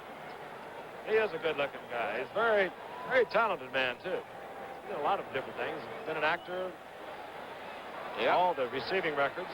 Involved in a private discotheque here in San Francisco. Mums, I believe they call it. First and 10, the 49ers. The Cowboys' 40-yard line. The 49ers trailing by 7. Plunkett wants it all. Hangs it up for Washington, and that'd be awfully. Boy, he got tangled up with Arrow Kyle, and the crowd does not like it. And Washington doesn't like it. You see him standing there stock still, and then in disgust beginning slowly to walk back. Well, I think you hit it right on the nose. He's trying to get all of it in this one pitch. He put Gene over to the other side, let him work against Aaron Kyle. You see Aaron's really playing that ball, he looks. Now, I've seen a lot of folk maybe drop a flag about that time for bumping into you. But I'll be darned if I'm going to get into that pass interference this late in the season. Well, Gene Washington, as Frank says, does a lot of things, but he couldn't get the official to change the call. Second down 10. Washington goes wide to the left. Tom Mitchell, number 84, the tight end, adjusts. Well, they're doing a lot of that same kind of offensive stuff that Dallas uses. Play action. Washington again. This time he's wide open. He put the move on Kyle. Kyle thought he was going deep again. Got down there to about the 19, broke it to the outside. When Kyle wasn't looking, easy completion, good field position. We'll look again. Again, one of the things I think that makes it very confusing, they've moved those offensive formations around. They've got him isolated on Aaron Kyle. First down, 49ers. Here's a hat. Ah, Buy the hat. Grade you the hat for fur. Ja, Ever since there's been in America, the prime law of business has been you have to go out and make the calls. Times have changed, and so has business. Today, Boeing jetliners are taking people all over the world. John Gillihan, pharmaceutical salesman, off to get the word on a new wonder drug. Dr. Bernice Sachs, off to check out a new therapy program. Boeing 727s, 737s, 747s. Can you imagine what it would be like if we couldn't get together anywhere in the country on a moment's notice? What's that? 747, dummy. Boeing, getting people together. The Sugar Bowl features Woody Hayes' Ohio State Buckeyes against Bear Pride of the Crimson Tide of Alabama, January 2nd on ABC. 2 minutes remaining in the first half. Dallas over the San Francisco 49ers, 14-7. Willie McCovey's just dropped into the booth to pay a little visit with us. I turned around and I said, Willie, hi, how you doing? I said, you look big enough to be down there playing. He said, no, not with my knees. He is. Willie McCovey, who won the Hutch Award. Great story. Great player for so many years. First and 10, the 49ers. They have the ball at the Dallas Cowboys, 21. A good opportunity. 81 yards on 3 catches now for Gene Washington. Plunkett dumps it off. He had to. Gregory was there. Too Tall was there. Jones. Intended in the general direction of Wilbur Jackson. Yeah, he must have not gotten the kind of coverage that he was looking for downfield because he threw it off, kind of stiff-armed it out to that outside. I guess just trying to dump it off, as you said, but I didn't see anybody open down there. Out comes Mitchell, and in comes Paul Seal, number 85. Speedy tight end. That's the point. He's got speed that Mitchell doesn't have. And he moves to a wide receiver out to the left.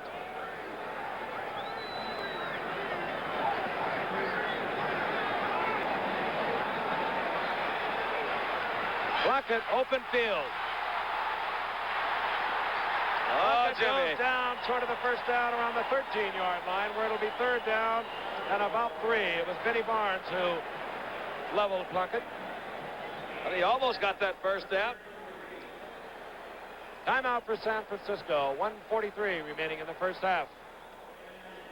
Okay, folks, let's take a look at some incredible action that occurred yesterday in the National Football League at the Baltimore Memorial Stadium. The Colts against the Detroit Lions. It wasn't an easy day for Burt Jones, as you will see. Detroit was high for the game. Baltimore sluggish. Burt Jones, in this case, back to pass. Generic film to show his difficulty. And sacked by a fella named Charlie Weaver from where? The University of Southern California. But then, with 5 minutes remaining in the game, trailing 6-3, Burt hit 26 Lydell Mitchell, who scooted in for the score, and suddenly they led 10-6 over the Lions. With just 14 seconds remaining in the game, unaccountably from deep in his own territory, Marsha Broda had David Lee punt, blocked by Leonard Thompson. He got a good bounce, and so Baltimore lost 13-10. And so Detroit goes against Minnesota Saturday, hoping to eliminate the Vikes, who, if they win, will be in the playoffs. Interesting, isn't it? Yes. And there were many other interesting games. wild happenings yesterday around the league. You'll be taking a look at those at halftime. Tampa Bay winning their first. Seattle, of course, winning 4, the best record, the second-year record of any expansion team. The Oakland game, but right now we're looking at the 49ers with a 3rd down and 3, the ball at the 14-yard line of the Cowboys. Dale Williams. Williams gets the first down at the 10-yard line. The 49ers will hustle back to the huddle. Nope, they decide they'll use another timeout. They're down to 1. That was Cliff Harris that came up from his safety, but that time they had too much going on Dale Williams before he got there and backed Cliff off enough for that first down. Like the way he runs. I like the way he hits. What a year he had last year. It's Wilbur Jackson out in front of him. And that's Peoples, number 69, is out there, too. You see Charlie Waters, 41, came up, and that was Harris. But you're right. That guy can pick him up and put him down. Odell Williams is all right. Over 1,200 yards, a 49er record in rushing last year. Came in with over 840 tonight. Quite frankly, the kind of game we expected. San Francisco, which began so dismally and suddenly came on with 4 straight wins, as a little bit of the disfavor that Joe Thomas suffered at the start of the year evaporated. He's still taking his lumps, but he knows where it's at. He laid the foundation for the Vikes, the Dolphins, and then the Colts. So that can rip him all he wants. His record is documented. He wants a couple of 3 years here to prove that he can produce a winner. And who's to say he won't? The tit-tat is over on the sidelines. Plunkett moves back out with Gene Washington, Paul Seal, number 85. Washington, of course, number 18. 1:35 remaining in the half. Dallas over San Francisco 14-7. And San Francisco has 1 timeout remaining.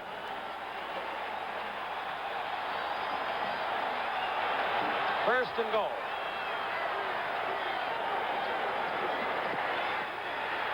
Got it. Washington, brother Harrison, Kenny Harrison, rocketing into the end zone. The 49ers are within 1. I'll tell you, Don, no hesitation as you look at Tom Landry's dismay. No hesitation then by Plunkett. He knew what he wanted to do, and he fired it. Yeah, they had it all set up. You saw that Dallas, or anyway, I saw that Dallas tried to come over and double Gene Washington. It was a guessing call by the Dallas defense. They decided to go double on the weak side. They left him man-to-man on the strong side, and that time Kenny Harrison came through. Kenny Harris, a pony out of SMU in his second year, gets the 49ers the touchdown, and Ray Wersching ties it up with 1:31 remaining in the first half, and the Cowboys have their hands full. Let's look again. Just a quick slant, a good shot by Plunkett, right on target. Yes, that's really what it was. Right there, just that strong side of the flanker. They put the tight end into the middle. Wilbur Jackson was out to take care of that linebacker, and he had one-on-one with Aaron Kyle. Picked him up 6. Tie ball game. Hey, this is kind of fun, guys. Yes, it is. It's a good ball game. Good hard-hitting game. The importance of the game to the Cowboys. If they win tonight or against Denver next week, they guarantee that if they win their first playoff game, they will also have the championship game played in Dallas. The trolley car, so famous, a cable car of San Francisco. They're all waving the Don. You know, they didn't sell this game out. It's blacked out in San Francisco, but there's almost a sellout crowd here. Wersching hits it. Butch Johnson takes it at the 14. Watch out.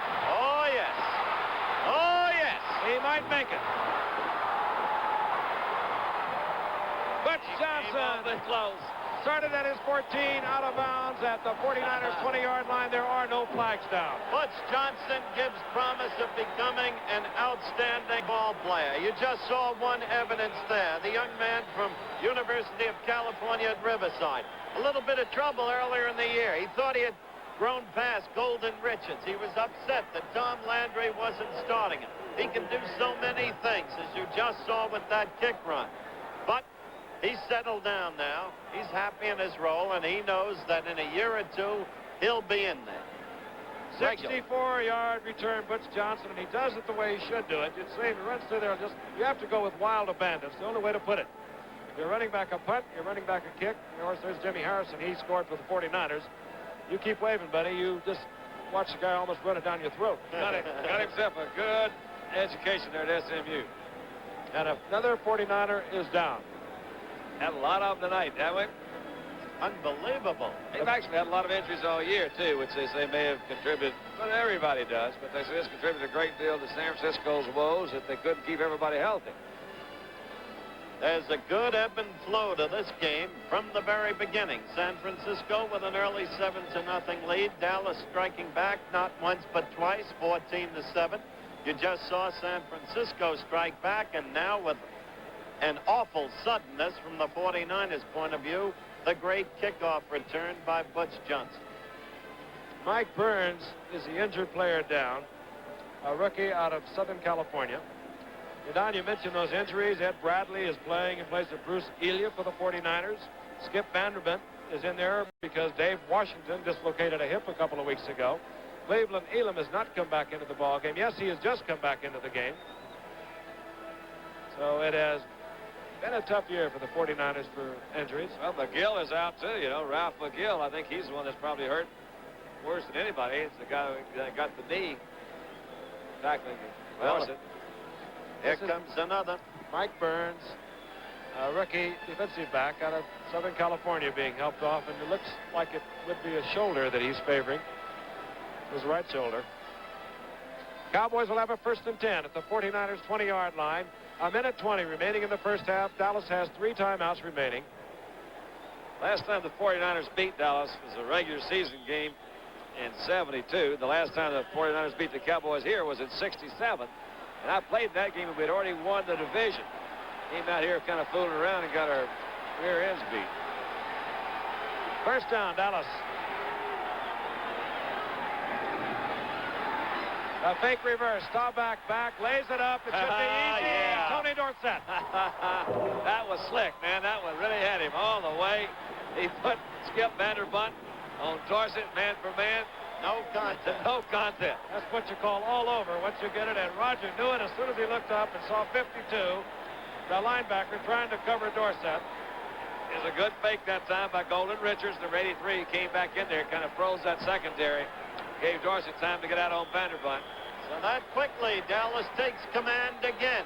20-14 and possibly 21 coming up. In all probability, a Fred Herrera.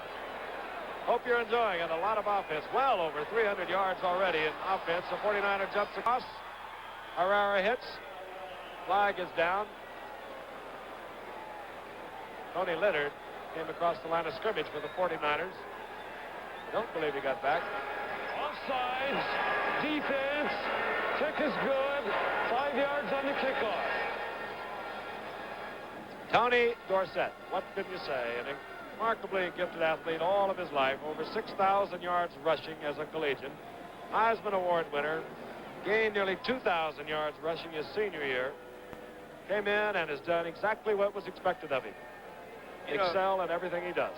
If they got old Campbell from Texas, they'd have almost a full house Heisman Trophy backfield, wouldn't they? That's true. I bet old Pearson would really get upset with him. He's a free agent. He wouldn't want to fool around with those guys. Dallas is still looking for the big back to go with Tony.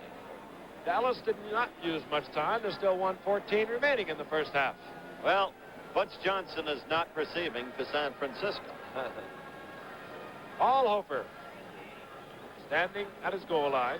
A friend Herrera set to kick off for Dallas.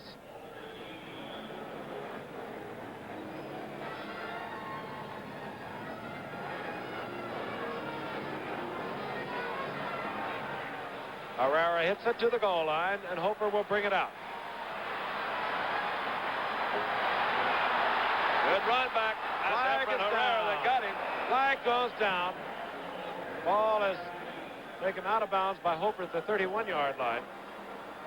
That was Herrera, Frank, along with, I'm not sure, I think it was David Stalls, but Herrera was the guy that was the last one there, the kicker.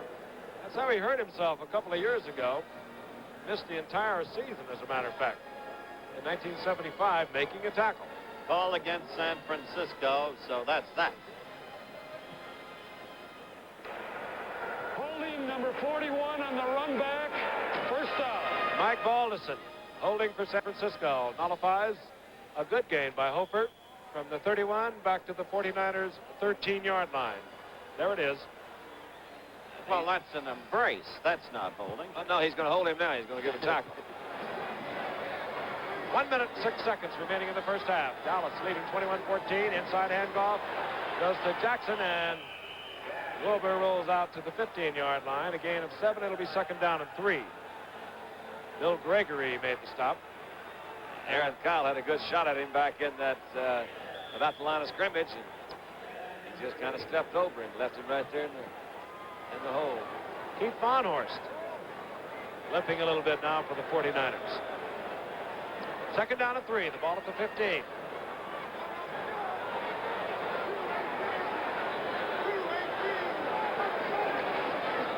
Jackson again, left side. Jackson out to about the 17-yard line. Short of the first down. The crowd beginning to stir, beginning to boo a little bit.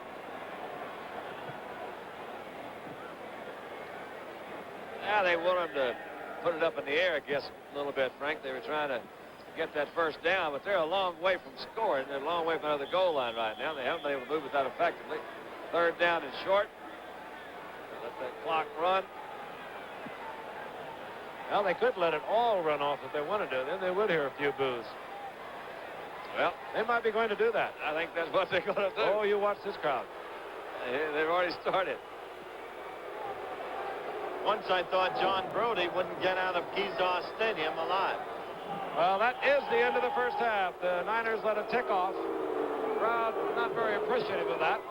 Dallas leading the San Francisco 49ers 21-14 at the half. Highlights coming up. Be with us when we return.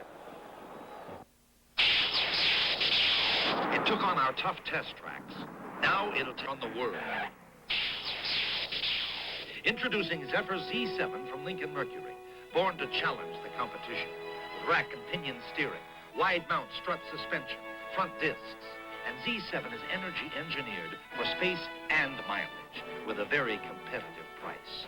New Zephyr Z7, born to challenge.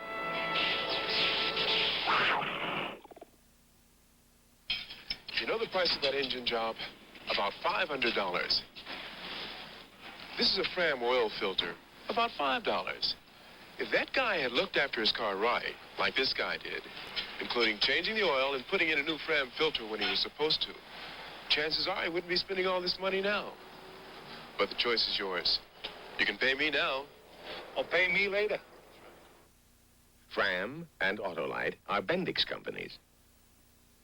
Tuesday, Helen enters the job market, and Stanley becomes a housewife on Three's Company. Then, could Jody kill his own stepbrother? Could Corinne have done it? I was at a motel. Or could it have been the butler? Everyone's suspect on Soap. Parental discretion is advised. Tomorrow night on ABC.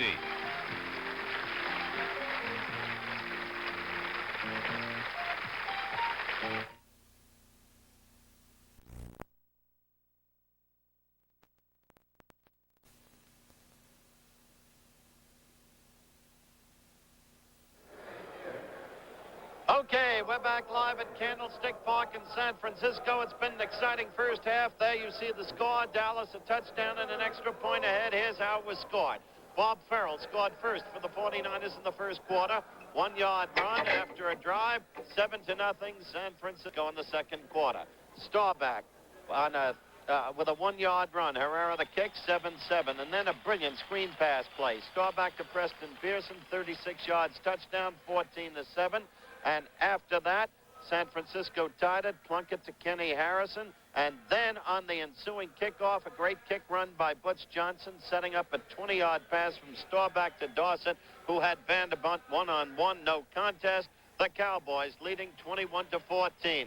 Quickly, let's get to our weekly halftime feature, the halftime highlights, which are brought to you by Commercial Credit, a financial service of Control Data Corporation. Let's watch.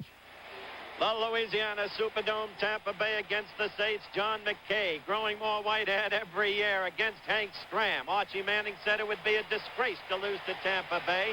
Here's Bobby Scott passing. Deflected. Picked off by Richard Wood. One of 6 Tampa Bay interceptions on the day. Here's another. The pass deep intended for Thaxton, thrown by Manning. Intercepted by Mike Washington, 40. Heady lateral there to Cedric Brown, number 34. The score 3-0 Tampa Bay at the time. And Cedric Brown comes back downfield 27 yards. Late in the second quarter, Tampa Bay leading 6-0. Gary Huff back to pass.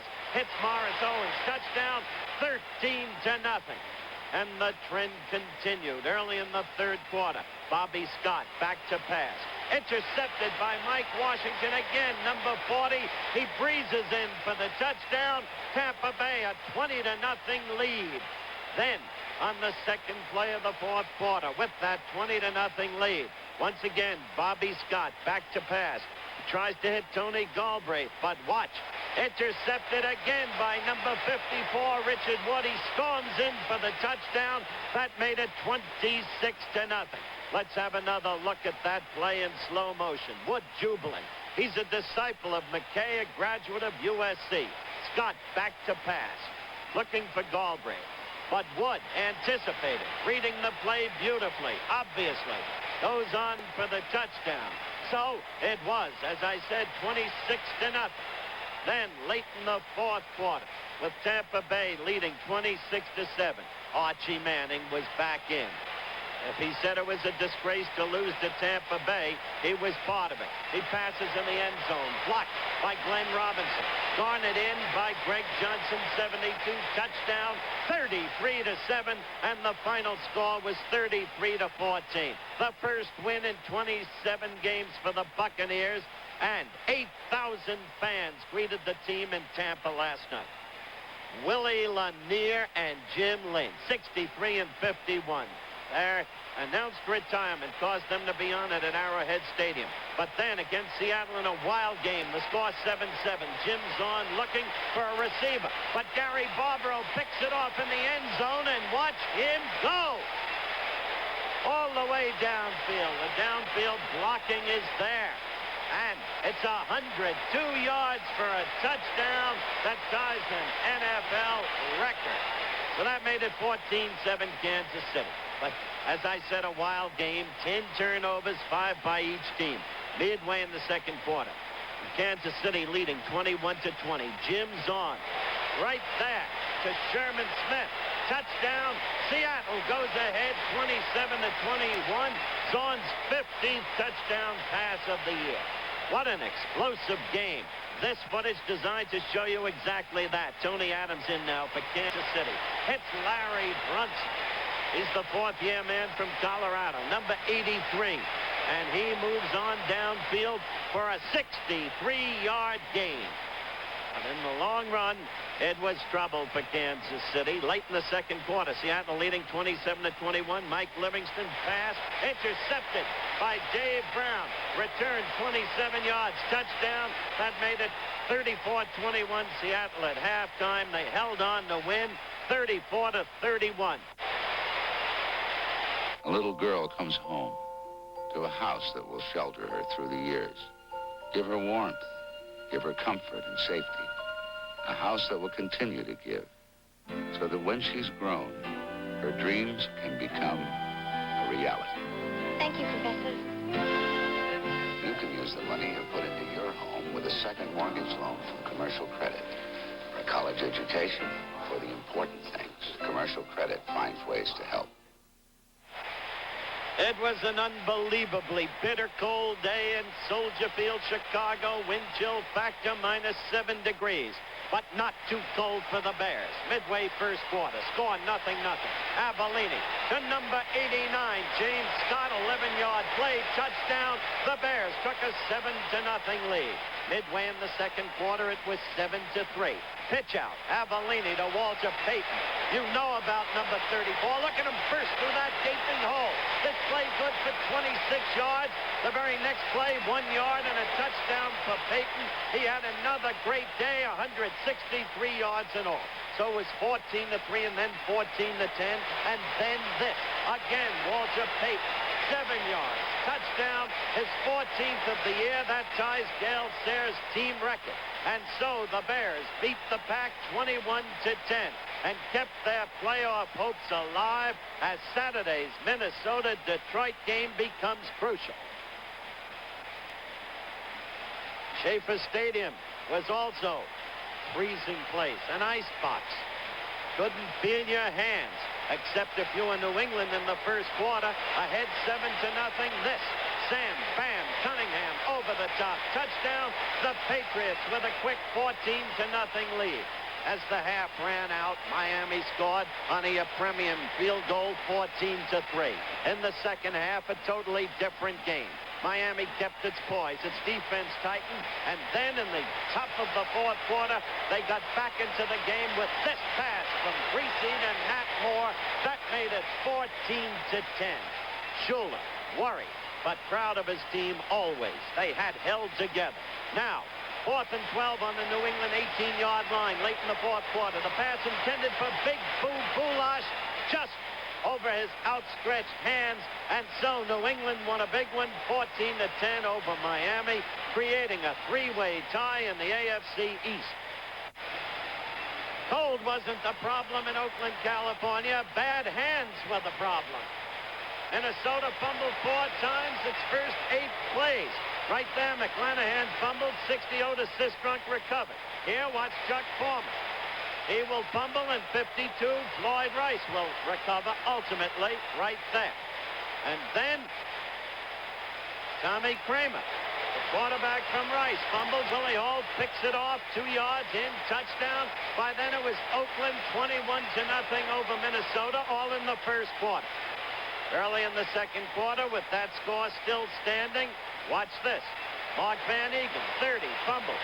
Nate Wright picks up the ball, goes right. Good downfield blocking, 27 yards, touchdown, 21-7. But Oakland was doing to Minnesota what they did at the very start of this year in the Super Bowl. And here, late in the third quarter, Stabler launches one deep to Cliff Branch. Touchdown, 28-7. They moved it up to 35-7. It was a breeze. With just a minute 30 in the game remaining, Tommy Kramer finally hits Sammy White. Touchdown, 35-13, the final score. But if Minnesota beats Detroit this Saturday night, right here on ABC, you'll see it, Minnesota will still be in the playoffs. Everybody has somebody somewhere. And now's the time to see them with United Airlines Freedom Fare. There's no one in this land who has so much to live as you, my friend. And there's no one in this land who has so much to give as we do, my friend. Bringing more people to people, we built the largest airline of the free world around you.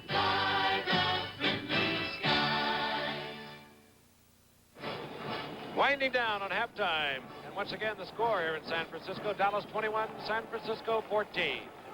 ABC's NFL Monday Night Football is being brought to you by Lincoln Mercury Division, who invite you to see the dazzling Diamond Jubilee collection of 1978 cars and the new Mercury Zephyr Z7 Born to Challenge.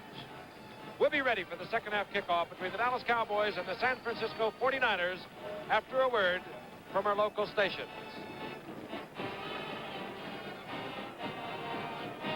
Wednesday. Hello, Santa Claus. My name's Nicholas, just like yours. Will Gear is Santa on a special 8 is Enough. Then Perry Como spending Christmas in England with Petula Clark and Leo Sayer. Perry Como's Old English Christmas after 8 is Enough. Wednesday night on ABC.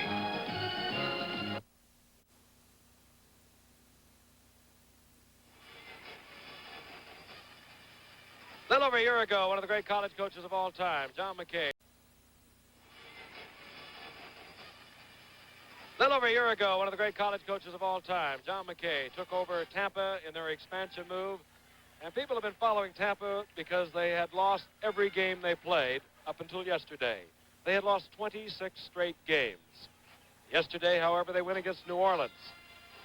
And John McKay, of course, the coach.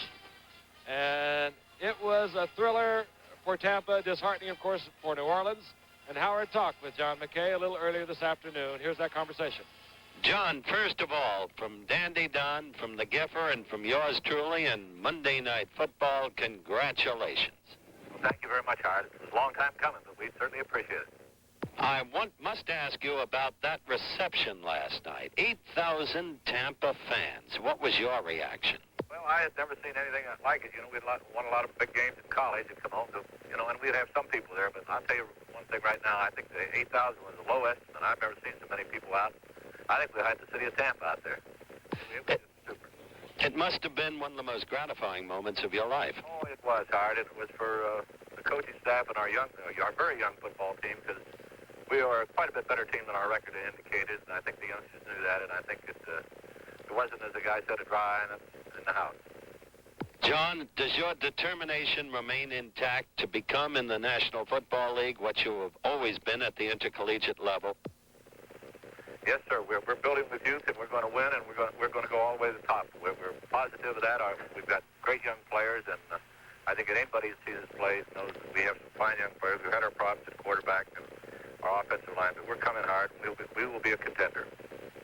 Okay, John. Have a happy holiday season, and again, congratulations from all of us. Okay, Howard. Bye-bye. That conversation recorded earlier this afternoon, Howard Cosell talking to John McKay, the Tampa Bay Buccaneers winning their 27th game after having lost 26 straight. Jim Plunkett on the sidelines. We told you earlier, the Heisman Award winner, the first player picked in the draft in 1972. As you look at the halftime stats, they are even. The game has been even. Butch Johnson accounted for, if you will, the touchdown that put Dallas out in front 21-14 when he returned to kickoff the length of the field, setting up Dallas's third touchdown. And there is Jim Plunkett's counterpart, Roger Staubach. Last year, Roger Staubach broke a thumb. He had problems during the course of the year. But I think the big thing with Roger, and I talked to him at length coming back after the Pro Bowl, was that he was so disheartened. Last year, Roger Staubach felt he was all the offense Dallas had. He felt every play was his. He had to win every game. This year, it's a little different story because of a man named Tony Dorsett. He's given the Cowboys a new dimension.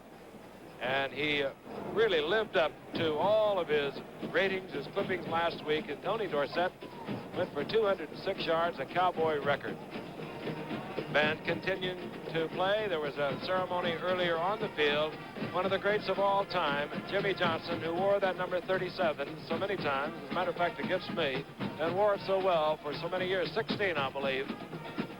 They retired number 37. His brother, Rayford Johnson, the Olympic decathlon champion, was here in a very moving ceremony.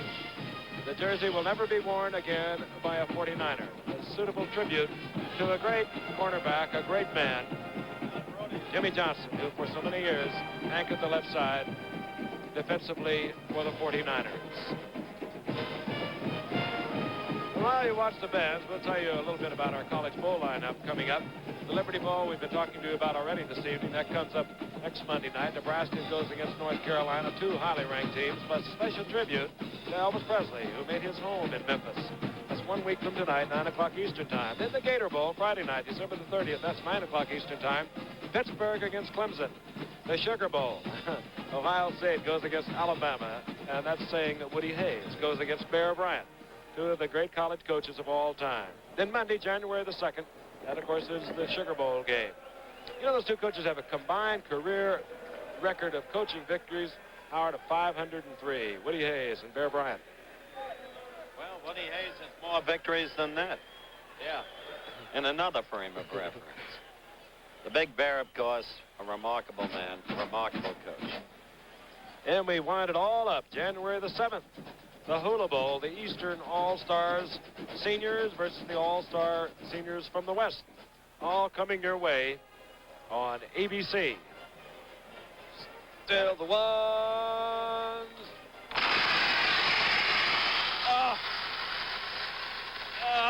I wish they would have warned us.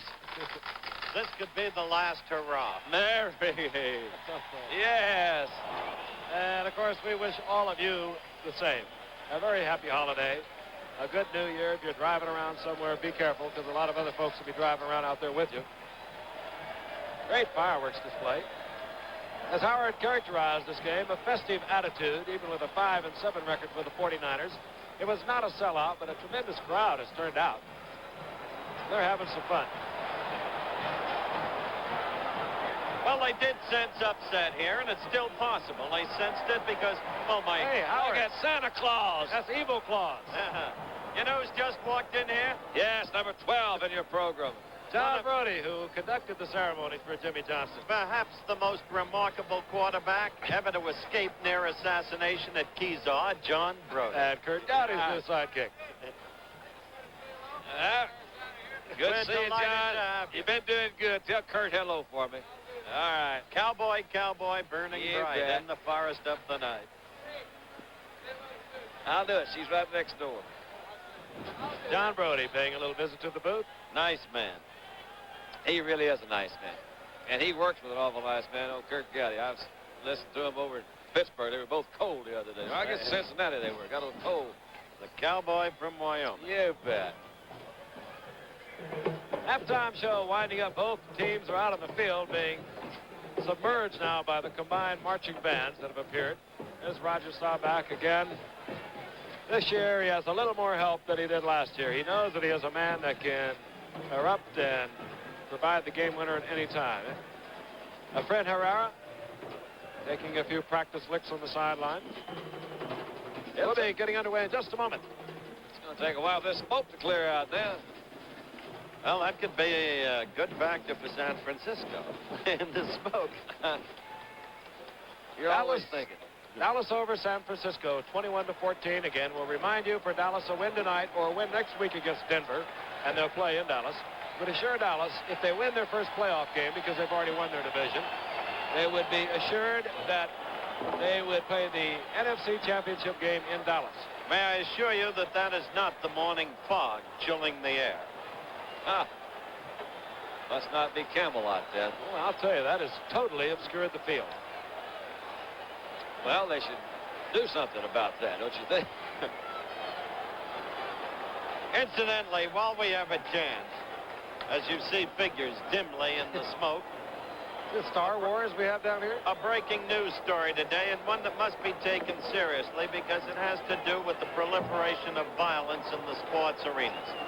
The LA Lakers forward Kermit Washington was fined by the NBA $10,000 and suspended for 60 days. Commissioner Lawrence O'Brien took the action. Why?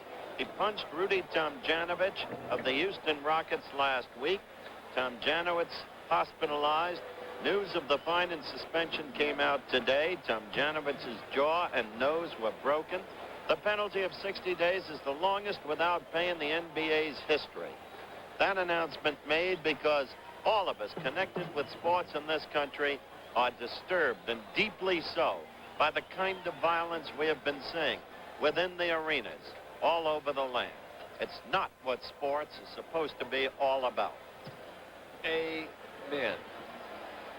The smoke beginning to clear somewhat. I think they might have over-fireworked us a little bit. The players emerging out of the haze and the fog. Dallas will kick off to the 49ers. Again, a very even game in terms of yardage and possession. The key play of the game, a Butch Johnson return of a kickoff to set up Dallas. Third touchdown. Staubach connecting with Tony Dorsett on the very next play, isolating Dorsett against Skip Vanderbilt, the linebacker. Well, Dallas has some awesome weapons on offense. And as Howard mentioned at the top of the show, I don't think, even though they are the #1 team offensively in the NFL, that they are satisfied that they are getting all the mileage that they can. This man, Ken Meyer, in his first year, after 4 years as Chuck Knox's assistant with the Rams, first year as head coach, been an up and down year. New management, Ed DiBartolo Jr., the new owner, Joe Thomas, the new general manager, and there he is, Tony Dorsett, lightning in a bottle. Just your basic average halftime. As soon as they clear the smoke, we can continue. So what's that person doing there? And how about that? How are you with magnets? Really pretty good. How are you? Not that good. Well, I'm not that good. That is fun, though, isn't it? Nobody's perfect. Yeah, that's a brick here and a brick there. Right. They're rebuilding the Giants with that. Well, I think we're about ready to go. Our referee, Dick Jorgensen, still holding up his hand. Now he says we can get underway. Our friend Herrera will kick Paul Hofer at his own end zone, expecting the kick of Herrera to be a long one. Herrera disappoints Hofer, but it bounces off 149er Dave Williams into the hands of Hofer. There's an opening, and quickly closed as Hofer moves out to the 32-yard line. Mike Hegman made the stop for Dallas. The 49ers 5-7 on the season. This game meaningless to them, but for the Dallas Cowboys important in that they would like to, if they win that first playoff game, have the conference championship played at home. Offensively, for the 49ers, Plunkett at quarterback. The setbacks are Jackson and Williams. Wide receivers Washington and Harrison. Tight end Tom Mitchell. Del Williams, right side. Slips and sprawls forward to about the 33-yard line. Gain of 3. It'll be second down at 7. Well, Frank, as you mentioned, Dallas has to go against Denver next week, which has had perhaps the most difficult schedule in the NFL and has more than met the crisis every week. With the best record in the league, 12-1. If Dallas can beat Denver, they'll be showing something, believe me. And when one studies the flow of every Denver game, that young man, Rick Upchurch, has to be one of the most valuable Broncos of them all. He's remarkable. And I heard an unconfirmed report that Craig Morton has a very sore shoulder. Second down and 7. Jackson. And Brunig steps in behind the pulling guard and nails Jackson for a loss. He really trailed that beautifully. Quick as a flash. And Harvey Martin closed it down really well, too. That was just no place to go. Well, they read it right. They really do read it. Put them in a 3rd and long, and you'll see them bring in their nickel defense, as they call it, or whatever they call it, a pass defense. They got Brunig and D.D. Lewis, bring in a couple of extra safety guys, put the pressure on that passer. 3rd down and 9.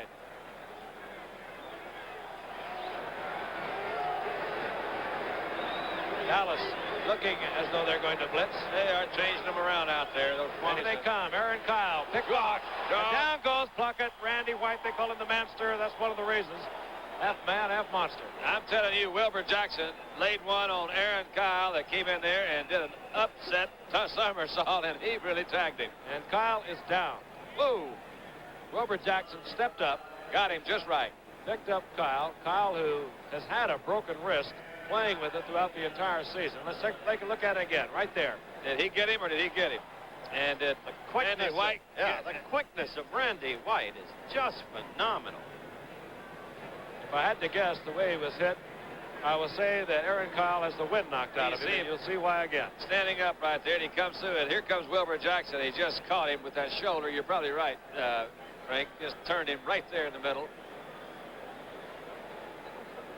But then Plunkett didn't meet with much better fate by the time he ran into Randy White about 5 yards deeper. If you've ever had the wind knocked out of you, there's no feeling quite like it. You just like to crawl under the carpet and forget it all. Actually, you think you're under the carpet. Watch number 25. That's Aaron Kyle. And watch Jackson step up. Number 40. Wow, what a block. Kyle is up, by the way, now, moving off the field under his own power. There he is, number 1 draft pick a year ago out of Wyoming. Not big, but one of the fine athletes in football today. Let's pause 5 seconds quickly as Aaron Kyle appears to be okay. Let our stations identify themselves. Whittam kicks. This is Butch Johnson at his own 40. And Johnson into 49er territory at the 49, taken there by Balderson. So the Cowboys with good field position once again, leading 21-14. There is their offensive unit. Staubach, of course, the quarterback. Dorsett and Newhouse, the setbacks. The wide receivers, Drew Pearson, 88. Golden Richards, 83. And the 49er front four is back intact. Hardman, Elam, Webb, and Hart.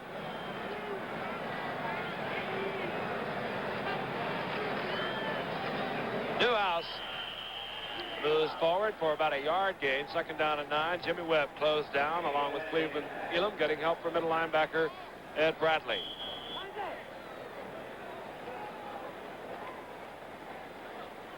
Howard mentioned at the top of the show that the Niners lead the league in average yards per rush. Is that right, Howard? 3.3. In defensing the rush. And that's what they're doing pretty well tonight. You haven't seen Dallas sustain anything. They really haven't gotten this. They've hit the big plays here, the big play there, but they really haven't just taken it and moved it down the field. On 2nd and 9, they're hurrying because the 30-second clock is about to run out. They get it off. Newhouse breaks one tackle. Oh, boy. And moves inside the 45, short of the first down at the 44. He broke the tackle of Tommy Hart first. That was a beautiful effort. There's Harvey Martin on the sideline. San Francisco would like to see him on the sideline all night. The finest pass rusher in all of football. You see the graphic there that bespeaks the fact. But what a marvelous effort by that squat little Robert Newhouse. Apparently trapped behind the line and threading his way through for a decent game. He really did. 3rd down for Aaron Kyle. Has the wind knocked out of him. He's expected back. The ball at the 44-yard line. Pearson and Dorsett are both in the backfield together. Staubach steps up. There's an opening, and Staubach gets the first down, and Staubach might be shaken up. He was really popped. The ball came loose. Dallas comes up with it, and close to a first down. That's the 3rd time tonight Roger has done exactly that. And Dandy questioned his judgment the first time, again the 2nd time, and this time he may have paid the piper. Well, you got to look at it over the left of the screen. You see that one of his receivers fell down. That was Dorsett. He's trying to move in there to pick up that first down. He's going to take some shots. You see that was a pretty good one right there. Carries the ball loose. Coming into your screen was number 55, Bruce Elia. He was not expected to play. He was deactivated last week with a bad knee, but he's back in there. You see how much on 4th down for the Cowboys. And out comes the offensive unit. Tom Landry sends his offensive unit back out. 4th down and a foot as we look at Randy Cross on the 49er bench. 4th down in just a little bit. Newhouse, single setback behind Staubach. Now Dorsett adjusts. Dorsett the call, first down Dallas at the 38-yard line. Little power play with a lead block by Newhouse coming in from his fullback set. Give the ball to Dorsett and let him follow on that right side. Isn't that interesting? You talk about being even in statistics. But right there you saw Tom Landry refuse to play it close to the best, knowing he had Dorsett, knowing the blocking strength of his offensive line. On first down, Dorsett the call again. Flag is down. Dorsett puts on a beautiful move and moves inside the 20 to the 18, but a flag is down. Eddie Lewis, number 22, that got him there. That was the only guy between Tony and the end zone that time. So many great players in the league. Holding against Dallas. Right. They'll bring it back. It's worth looking at again. Watch this last little move that he puts on. He changes gears just about here. See him slow down a little beat there, and it gave him another 5 yards. First down. I was about to say, Frank, you think of the utter greatness of Walter Payton, who's challenging O.J.'s record. You think of guys like Greg Pruitt, Terry Metcalf. Dorsett has a lot of greatness to be measured against, but he's got a lot of years ahead of him, barring injury. And certainly he gives every promise of being as spectacular as any back we've seen. First down, 20. The ball at the 48-yard line of the 49ers.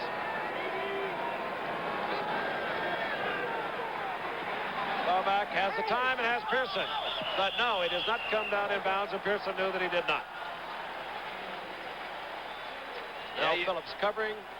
Got to run it on timing, Frank. Go out there and make your cut. Go to the outside. If the ball's there on time, you're going to catch it in bounds. If it's not, if it's just a half second late, or it's going to be outside. There's Efron. He's ready to go.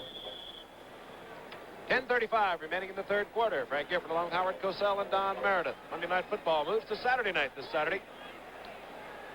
The Minnesota Vikings can close out the Central Division with a win over Detroit. Not going to be all that easy. Detroit a winner yesterday over Baltimore. Second down, 20. Dorsett, the ball is bobbled loose. And old Newhouse picked it up. Newhouse got it. Tommy Hart came through and broke him up in there pretty good. He did that, but a big save by Newhouse. So Newhouse has had 2 shining plays in the last few efforts. There's Hart knocking the ball away. Newhouse.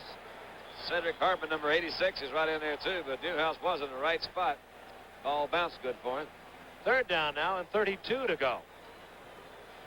Got a lot of those plays in the playbook. Frank, you mentioned Minnesota-Detroit Saturday night. On Saturday night at halftime, an interview in depth between Dandy Don and O.J. Simpson.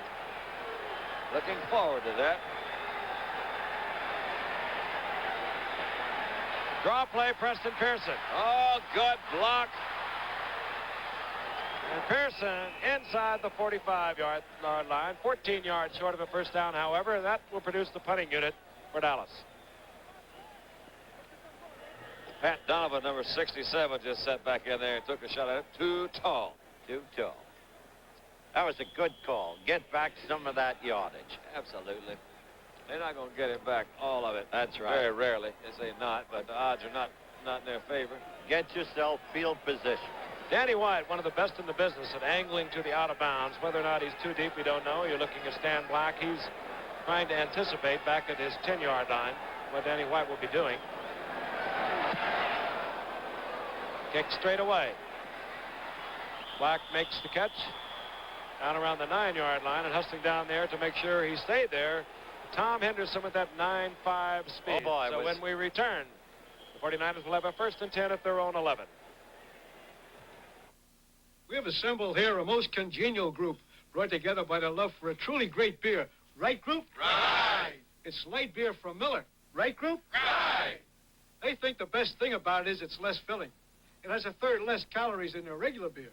Right, group? Right. Wrong. The best thing about it, it tastes great. No, Horning, it's less filling. That's Horning. Says me. Hey, take it from me. It tastes great. Who are you? You won't think this fight is no joke when you come to and your nose is broke. No wonder you don't get no respect. I tell you, I don't deserve no respect. You still don't know nothing about beer. I thought I threw you out of this bar last year. I feel very strongly both ways. I never argue. Hi, Mickey. Hi, Doll. What's a nice guy like you doing in a fight like this? Waiting for you, Doll.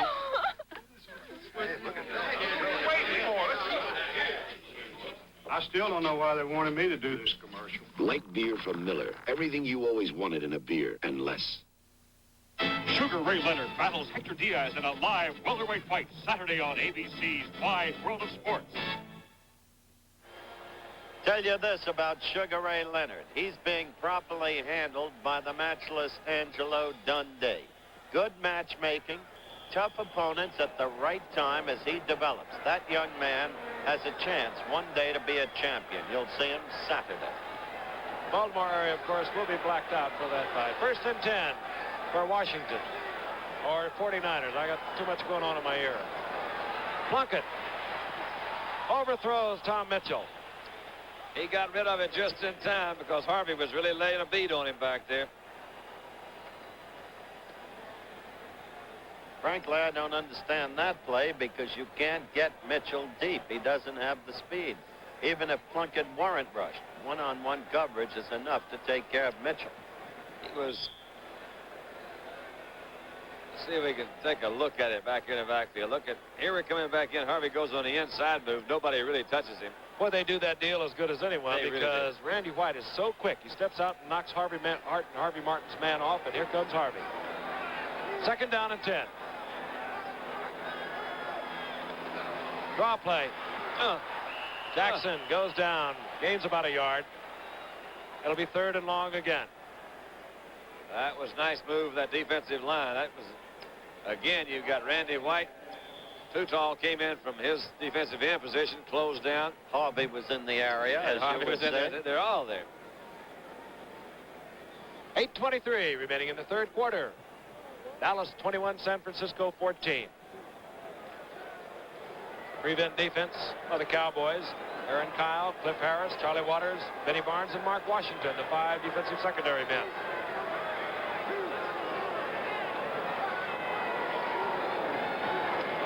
Oh boy, Jackson getting out over the 15 to the 16. Gain of about 5. It'll be 4th down. And the Bluebirds are beginning to stir just a little bit for Ken Meyer. Yeah, it's not an easy situation for Kenny. He came up here in the wake of an enormously popular coach, Monty Clark, who led San Francisco to an 8-6 record. And when the new ownership and Joe Thomas came in, Joe and Monty Clark didn't see it eye to eye, so Kenny has inherited the problem. Whittam, another low kick. Bad chance by Butch Johnson. Oh, and a good recovery by Benny Barnes, who always seems to be around where you need him on the special teams. Benny Barnes makes the save for Dallas. Bad try by Butch Johnson. We'll be right back. On May 20th, 1977, Weyerhaeuser planted its 1 billionth high-yield forest seedling. That's an average of more than 90 million trees a year, each year for the last 11 years.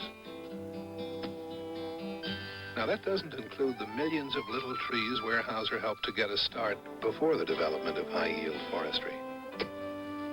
Today, young stands are being thinned for pulp and paper. And are also being used for lumber and plywood in today's homes. Within a year after harvest, new high-yield forest trees are planted. And the cycle continues. 1 billion 1, 1 billion 2, 1 billion 3. No business in the world must plan so far in the future. Weyerhaeuser, the tree-growing company. All this week, watch So Blind, The Cocaine Connection on the ABC Evening News. Nice sign, Frank. I spent most of my life waiting for next year in Brooklyn until a fellow named DeRocha came along, and after him, Jackie Robinson and Branch Rickey. You jumped to some really interesting spots. That's right. First and 10 Dallas, 48-yard line of the 49ers. Play action. His receiver slipped and fell, and Roger will go down at the line of scrimmage. Drew Pearson slipped downfield. Staubach had to turn it upfield. Cleveland Elam was there on the pressure, and Cedric Hardman made the stop. 2nd and 10.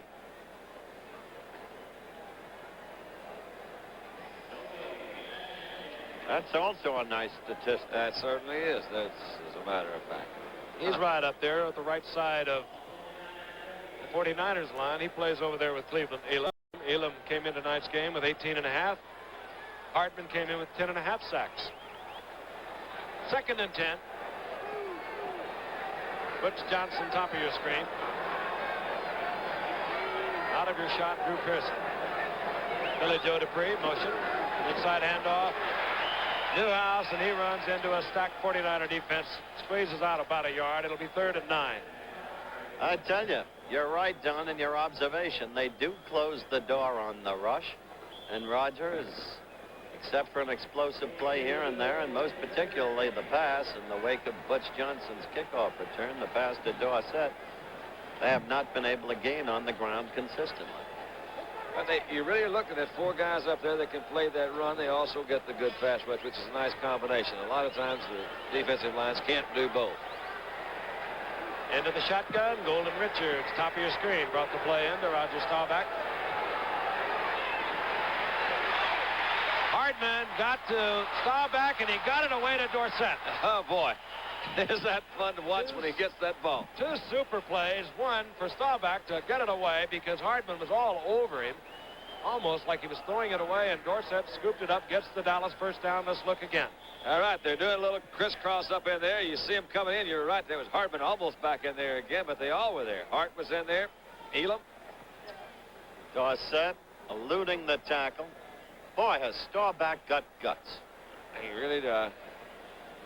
Staubach 6 of 9, 126 yards, and those were 10 big ones. A first down when they probably would have had to punt. Ball at the 32-yard line of the 49ers. Dorsett again. A lot of help out front, and Dorsett has another Dallas first down. Yeah, but he still squirted through in that nifty little way of his. What a player. Well, I might have given him more than he wanted. He's very close to a first down. We'll look at him again. He is exciting. He's following a lot of lefter blockers. Yeah, they get a whole bunch of it. That Newhouse, you always, every time you see any of these backs break a break, that Newhouse has got him a pretty good block there. That's a key block right when they spring past that line of scrimmage. Rayfield Wright is in a right tackle. First time he's played since last August. 1 second and short. The call goes to Dorsett. Rayfield Wright has come into right tackle. Pat Donovan has done a tremendous job filling in for the injured Wright, who had knee surgery back in August, has moved over to left tackle. Well, that's another thing about this Dallas team, Frank, the way they put two young ones in that offensive line and how well they've done. Donovan and Rafferty. We'll get the measure. 4:23 remaining in the third quarter. Dallas over San Francisco. And a good offensive showing tonight. 21-14 again, Dallas. 4:23 remaining in the third quarter. That much on third down. Scott's a third-year guy also. You can tell that line. Scott, Rafferty, and Donovan. That's the test. Reforming a team while you stay in contention. Third year in the league for those three guys. Nope. In the statistics, Dallas now beginning to gain an edge, as you can see. Joe Pearson, top of your screen. Third down, about a foot. Staubach on his own, first down, Dallas. Here comes Big Ralph Neely back in. Let's see who they're going to take out. Rayfield Wright comes out. Well, Donovan's going out, too. He's going to come back. I'll never forget before the '71 Super Bowl game, I was interviewing Bubba Smith. Baltimore was going against Dallas. I said, what about the guy you go against, Rayfield Wright? And Bubba looked at me in that quizzical way of his as you look at Jim Plunkett right there, and he says, 6'6.5", 270. What more to say?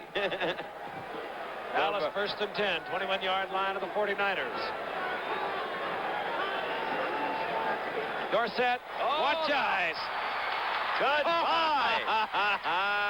You know, that looked like the play O.J. Simpson turned in against the Jets back when he went for 2003. Just broke between two tacklers. No one accelerates in this game like this man today. Oh, they got to love him down there. Look at that, would you? That's Tom Rafferty, number 64, that's way out there in front. But did a nice job. And good play to start up. You saw a little option play. Staubach held the ball. Harbin came in on him, flipped it out to Tony, and he saw that opening right down the middle. You see that a little quick fake to Newhouse, back outside, and there it goes, right down. You know, that's really wild. Mel Phillips had a good shot at him, it looked like. Totally mistimed and hardly touched him. A friend Herrera on for the conversion. 63 yards on the night now for Dorsett. And the Cowboys extend their lead over the San Francisco 49ers, 28-14. We'll be right back.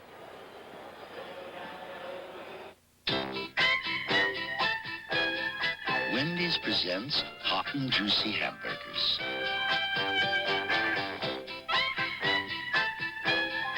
If you've ever had dry, chewy hamburger, you're gonna love Wendy's hot and juicy hamburgers.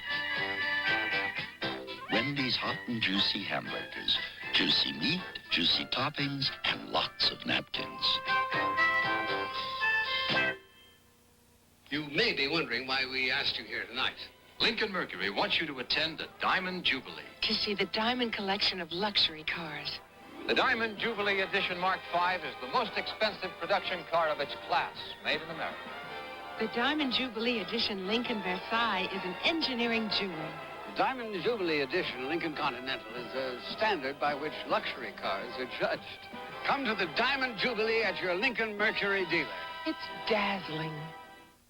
The Sugar Bowl features Woody Hayes' Ohio State Buckeyes against Bear Pride of the Crimson Tide of Alabama, January 2nd on ABC. Danny White, who does not see much action with Roger Staubach on the Cowboys squad. Warming up, he's the backup quarterback. Efren Herrera set to kick off. Deep is Paul Hofer for the 49ers. There he is at the goal line. Hofer moves up to the 6.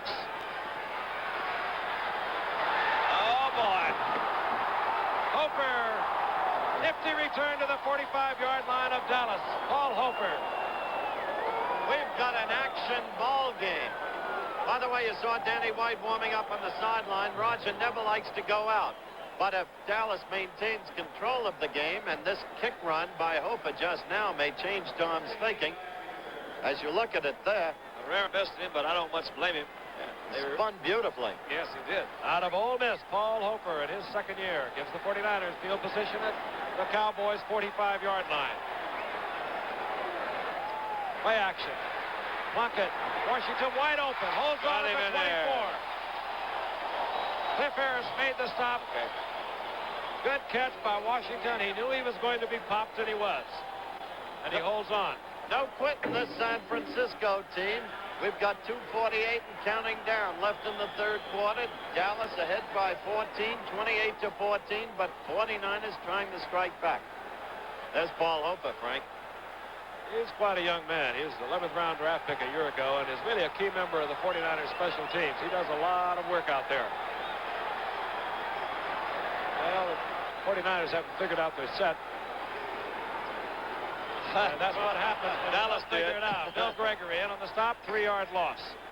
Yeah, some of them went the wrong way that time. Gregory says, I got it. Now make it a 4-yard loss. It'll be second down and 14. Bill Gregory playing all the way for you Dallas Cowboy fans in place of Jethro Pugh, who Don informed me earlier has an injured back, not an injured back, a sore back, probably just being rested. Jethro's been around a while, 13 years. He's great, but they don't lose much, if anything, when Gregory's in there. Second and 14, the ball at the 28-yard line of the Cowboys. Good blocking that time. Going for Washington again, and good coverage. Cliff Harris had him all the way. Well, actually, it was he had a little more room out in front of him than did behind him. They had good pass blocking that time. The ball was not thrown really that well, Frank. He didn't lead him. He threw him way out instead of out in front of him. It'll be third down and 14. Good turnout tonight. And the kind of crowd that's aroused, excited, that keeps you alive as we approach the end of the third quarter. They've had a lot to watch tonight. This has really been an explosive game offensively. Third and 14.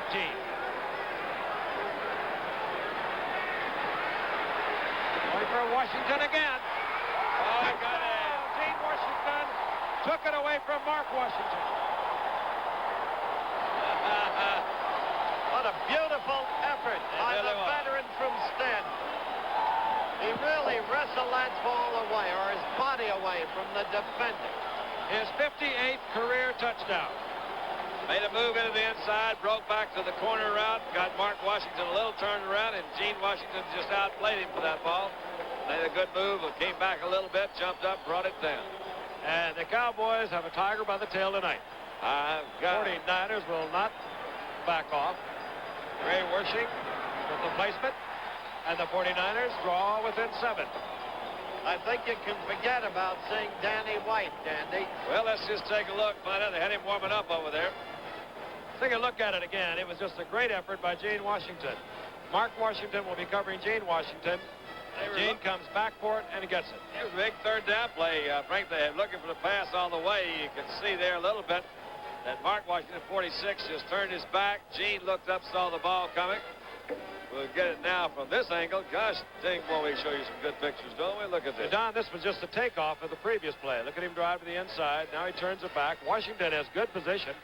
You wonder why he would turn his back, Frank, and I imagine he'll ask him that a couple of times. He turned all the way around. Mark Washington turned all the way around and let Gene Washington pick it off. 58 times he's done that over a 9-year career. Got a pretty good night. 5 receptions for 130. Didn't realize Not he'd too done that. bad. No, sir. Wershing hits it. Larry Brinson, the rookie free agent from Florida. And he collides with a couple of 49ers at the 29 and bounces forward to the 31. And I'm sure we'll see Roger Staubach again. Yes, here he comes. Take a look at what happens on special teams. This is Johnny Miller. You just got to forget anything about life and limb. You ought to hear the noise out there sometime, too. There is some grunting you can't believe. Sometimes a little discussion about your ancestry. Dallas 1st and 10, their own 31-yard line. And you're right. Staubach's still there.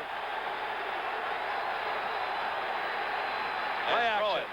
Pearson wide open over the middle and does not hold on as he's hit hard by Tony Leonard.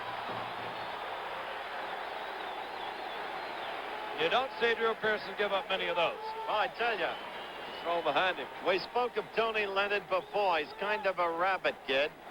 As we look at Pearson again, take over, Dandy. I just think the ball's thrown behind him. He's open over the middle right there.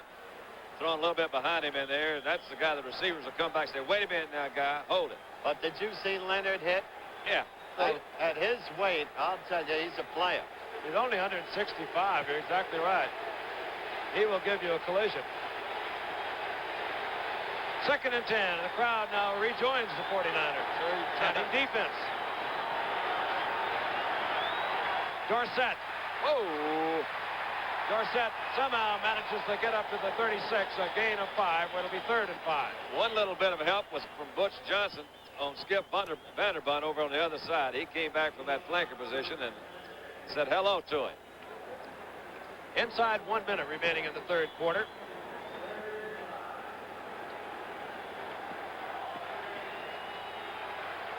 They'll get the playoff. Preston Pearson comes in on the passing down. Out goes Newhouse. Pearson and Dorsett. Pearson, a very able receiver. Very heady player. Staubach, Pearson, 1st down. Yeah, that was a nice move. I would imagine that's Vanderbunt's man, number 52. Came out of the backfield. That's first back out of the backfield. Little play action fake in the middle. Came back. Slipped it out there all by himself. Picked up a big first. That's you don't want to miss an assignment like that. Crucial 3rd down, 5 or 6. Everybody be where you're supposed to be and make you beat me.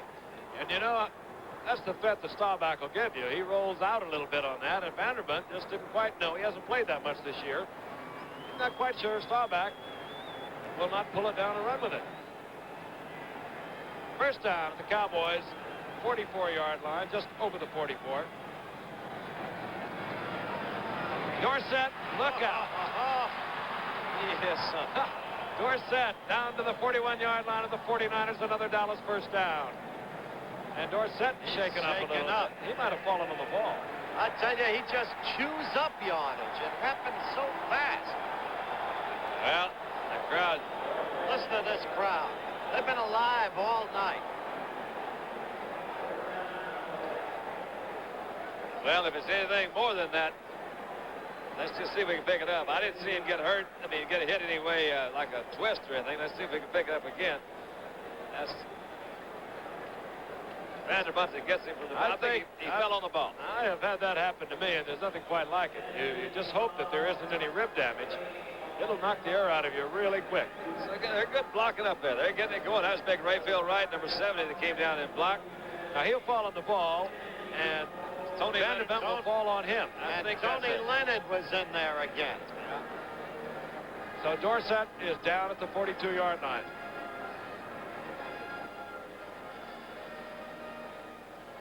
Tom Landry obviously concerned over his key man. Week from tonight is the Liberty Bowl. North Carolina, the Atlantic Coast Conference champion, going against Nebraska. Nebraska tied for 2nd in the Big 8. That's the Liberty Bowl a week from tonight, 9 o'clock Eastern time.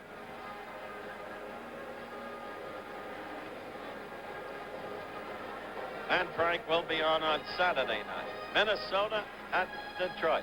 I would hate to get into all the possibilities that could take place. Minnesota, of course, with a win, will be the Central Division champions. But all kinds of things happen in terms of wild cards should that not happen. The Bears, of course, play the Giants the next day. The Washington Redskins play the Los Angeles Rams. Well, let me say this. Minnesota couldn't have more critical games. Should they lose, they're in desperate trouble. Washington, as a matter of fact, has a more favored position. Should they lose, that's assuming the Chicago Bears win their final game. They have to go against the Giants. Dorsett appears to be all right. Frank avoided that one. Well, I didn't step on it either because that's a hard one to figure out. I know that Minnesota will go anywhere from winning their division to not even making it as a wild card if they lose. That's the end of the third quarter. You're watching another exclusive of ABC Sports. He says, I'm okay, with the score, Dallas 28, San Francisco 21. We'll return for the fourth quarter in just a moment. Thursday, there's nuclear terror in the 12th precinct. It's atomic bomb. Right. Then the cops from Carter Country go after big game. 10 feet tall with antlers 15 feet across. What's he got, a gland condition? Right after Barney Miller. Thursday night on ABC.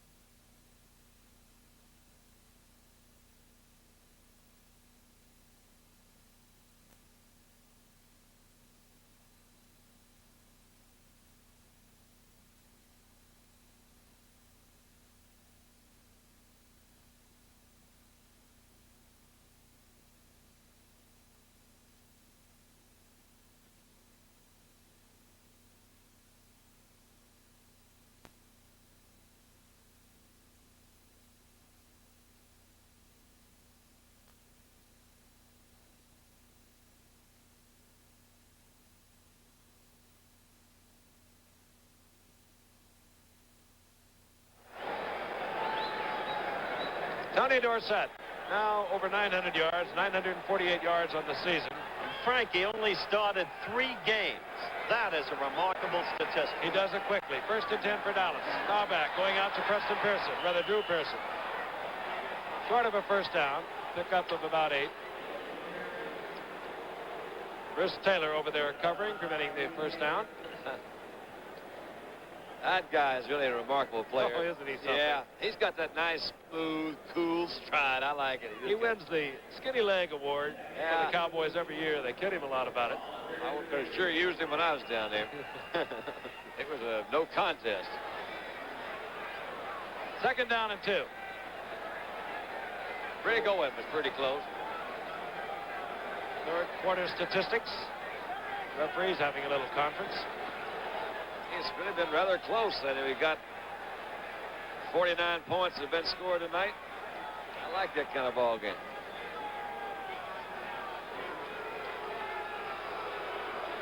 Second down and 2. Whatever the problem, apparently it has been worked out. Cowboys have the football. 33-yard line of the 49ers. The Cowboys lead 28-21. Seesaw game. A lot of offensive excitement.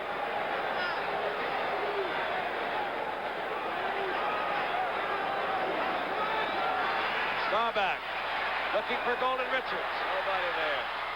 And that one covered, didn't they? Oh, beautifully. It was Eddie Lewis back there helping Bruce Taylor.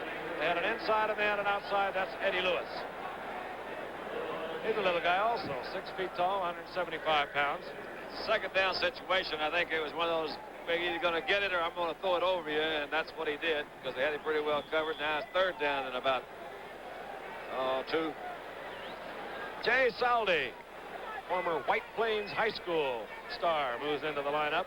And a very efficient player in situations like this. Landry has used him very cannily. He's made some big plays for the Cowboys. Free agent from South Carolina. Never was on the starting team down there.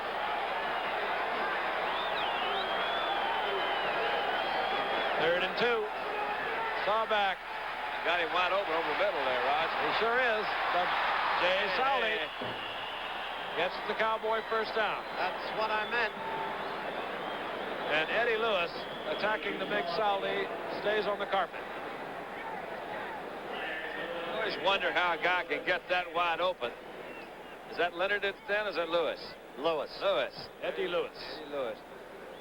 But it was a third down situation. They're in that short yardage sort of defense and offense. You'll see a quick little play action fake in here. And Solid for 87 is coming out right in the middle. Can't quite see him now, but he's back over the right. Roger sees it, flips it over there. There he is. Here comes Eddie Lewis. It looks like that Lewis got the worst end of that deal. We'll be right back. Eddie Lewis is up.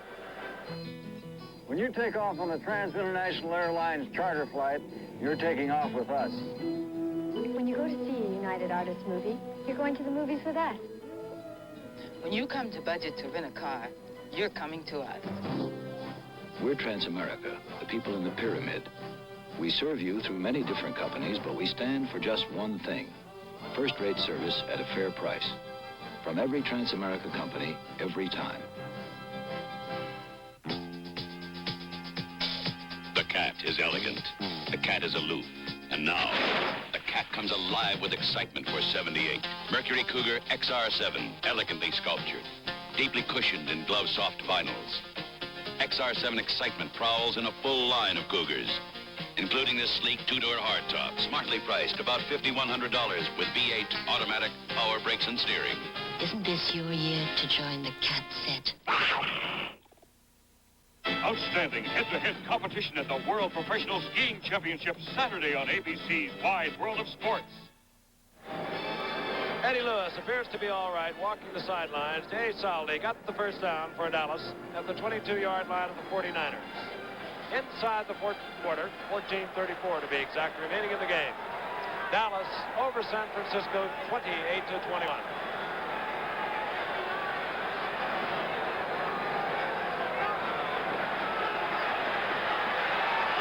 For Butch Johnson, he holds on with one hand. Touchdown. I don't believe that catch. What a catch is right. They took a page out of that. Let's take a look at this. Looks like Kenny Staber hitting. Was it Cliff Branch the other night over in Oakland 2 weeks ago? Pull it up. Dropped it right over on top. He beat Tony Leonard. Great one-hand catch by Butch Johnson. Two big plays by Butch Johnson tonight. One in the first half on a kickoff return when he set up a Staubach to Dorset touchdown, and now that remarkable catch. He's the young man we told you about who felt he should be starting ahead of Golden Riches. His turn will come, and very soon. Fran Herrera. And Dallas moves out to a 35-21 lead over San Francisco, but if you've been with us all night, don't count on it staying that way. San Francisco just has an act of coming back. As we look one more time, you'll see a spectacular catch by Butch Johnson. We'll be right back in San Francisco after this. $2. Your car may not be as bad as this, but if your car is out of tune, it could waste up to 10% of your gas. Or hesitate when you're overtaking a truck, or maybe just not start at all. All you may need is a new set of auto-light plugs with a tune-up. Well, the choice is yours. You can either pay me now, or pay me later. Autolite and Fram are Bendix companies. Could Gillette make a razor that does the impossible? Yes. Could it shave closer with even more comfort? Yes. Gillette introduces Atra, the first razor with a pivoting head that safely follows every contour of your face. This Atra face-hugging action keeps the twin blades at the perfect angle. You've never shaved this close with this much comfort. Impossible. The new Gillette Atra razor. Yes, it's the impossible shave. Butch Johnson. You're right, Daddy. You're all right. Not a bad pass by Roger Staubach, who's having quite a night. 10 of 15, 175 yards, 27 yards rushing, and 3 touchdowns. The old Thomas Henderson there right by him. Thomas knows where that TV camera was going to be. Fran Herrera to kick off. Hofer is deep for the 49ers. And Hofer will gather it in at the 12. And Hofer almost pops it again as he moves out over the 35 to the 36. Andy Frederick there to make the stop. 56 points on the board. 35-21 Dallas. Howard down. We got one of our top flight technicians that's moving on to bigger assignment. Unit manager Bill Farrell is becoming an AD at ABC. We're going to miss him. He's been such a great help, as have all of our pals with our traveling circus. Dogs bark and the caravan moves on. First and 10 at the 36-yard line, the 49ers. Plunkett hangs one up to somebody. Kenny Harrison, I believe, pulled up on Plunkett. Harrison had turned in about midfield. The crowd will boo Plunkett, but I'm sure that he thought Harrison was going deep. How quickly they changed. They're booing Jim now. Patience, normally a virtue, is not considered to be such by the fans of Candlestick Park. You saw those stats. Plunkett's not having a bad night either. No. Rogers sure having a go with. Second and 10. Inside handoff is Jackson. He is taken down at the 37, a gain of a yard and a half there. Again, D.D. Lewis. That's right. Once again, D.D. Lewis, perfectly positioned. Hey, the linebackers really make Tom Landry's defense. They have ever since he was a player coach, and I played for him defensively with the Giants. They just don't make mistakes, so they're not around very long. D.D. Lewis, of course, took over from Chuck Howley after understudying the great Chuck Howley for many years, and has done a superb job. Third down and 8. Plunkett in a pack of trouble. There's a good move. Good move right there, too. Plunkett directing the traffic takes Del Williams all the way down to the 43-yard line of Dallas. That's as good a heady a play as I've seen Plunkett under a lot of pressure. Time. Right. Under a lot of pressure. Kept his poise, directed his traffic, as Frank said, and laid Williams perfectly. Looped the ball with touch. Watch. That's Randy White right behind him. He sees a little move, flips that thing up pretty well covered. That's Aaron Kyle again. They've been working on Aaron a little bit tonight, but that was just a heck of a play by Plunkett. They mark it at the 49 as San Francisco begins to rumble once more. They don't know when they're supposedly beat. Del Williams. And Williams cracks for 3 up to the 45-yard line. Del Williams and Wilbur Jackson, when they're both healthy, really fine set of backs. They complement one another. Both of them are fast. Neither one of them are exceptionally big, but they really do put some yards. And the beauty is each blocks very well for the other. That's what Jackson says he is most proud of, is the fact that he has turned into a first-class blocker. Second and 7.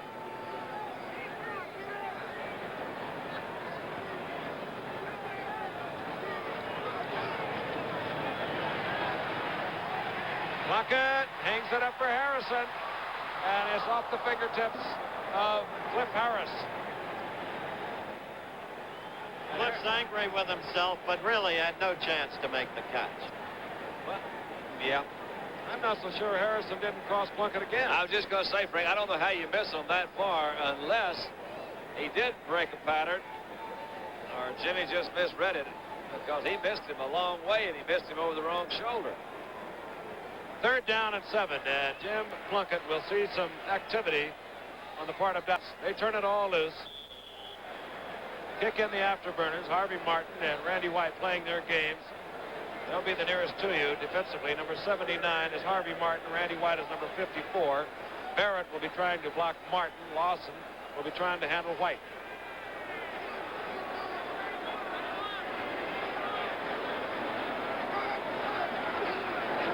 Draw play, and Wilbur Jackson pops loose, but just gets to the line of scrimmage, and that's it.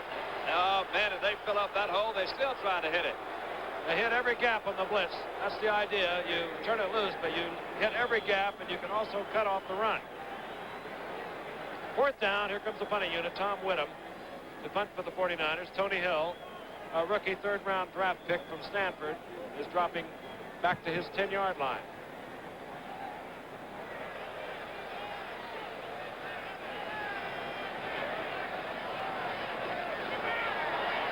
Whittam is going to pass. Oh, they got it. Oh, they made it. Now, folks, you got to admit, Tony Klein, by the way, made the catch. This is an exciting football game.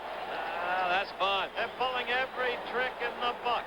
I'm not so sure there weren't linemen all over the field. There were 3 or 4 linemen downfield. Doesn't make any difference. You see old Mike Heckman, number 58, just misjudged his jump there.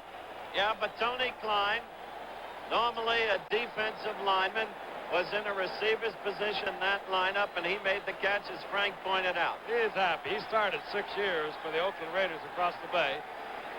Picked up as a free agent by the 49ers. He gives the Niners a first down, 30-yard line of Dallas. Lockett. Oh, what a great catch. Paul Seal. We are seeing it all tonight. Another one-hander. Paul Seal. Hey, that was some grab. Paul Seals, tight end, out of Michigan. Played for New Orleans. Joe Thomas got him in a trade because he's got speed that Tom Mitchell can't touch. And now you can see he's got hands, too. Look at that. They tried to cover him all the way with Henderson, Tom Henderson. He does have great speed, but when Seal got by him, it was all over. Another thing, too, they're doing a pretty good job of keeping that defensive line out, gave him some time to throw, but, man, what a catch. Oh, Seal. First and goal.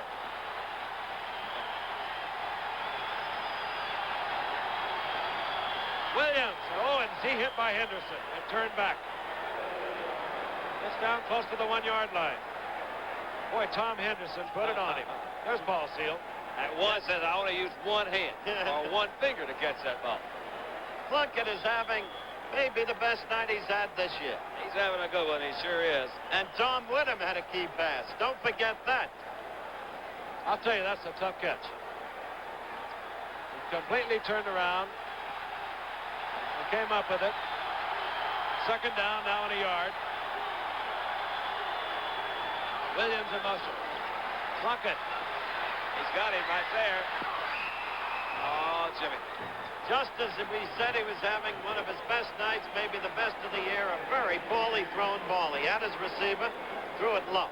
He couldn't get off the right his balance. He was running, and he couldn't really throw that thing on the run. You know, there's only been one team that scored 28 points on Dallas all year, and that's the Pittsburgh.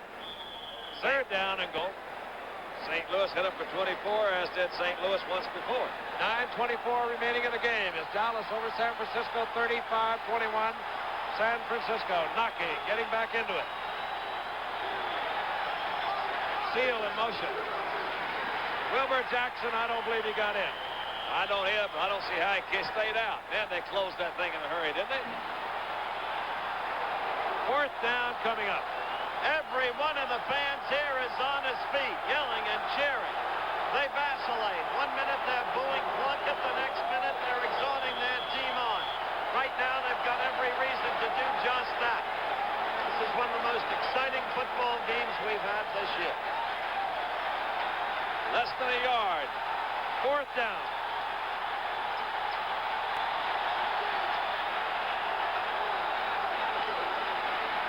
Plunkett, pass, complete, Williams. Oh, boy. Dale Williams. And it was never in doubt. Tom says, what's going on out here? That's a fourth down call. Miami had the same situation yesterday when Greasy tried to hit Tillman. Look at it again. No, it's different. This time they rolled out. There's a big difference in that the is true. back. That much is true. But still, they had the same half foot to go. Right, but it was a different play altogether. And it puts pressure on that man, the corner. He has to come up. Miami did not do that. Wersching. Oh, boy, another 28 points. That ties. 35-28 in a wild scoring affair. Hello, Dell.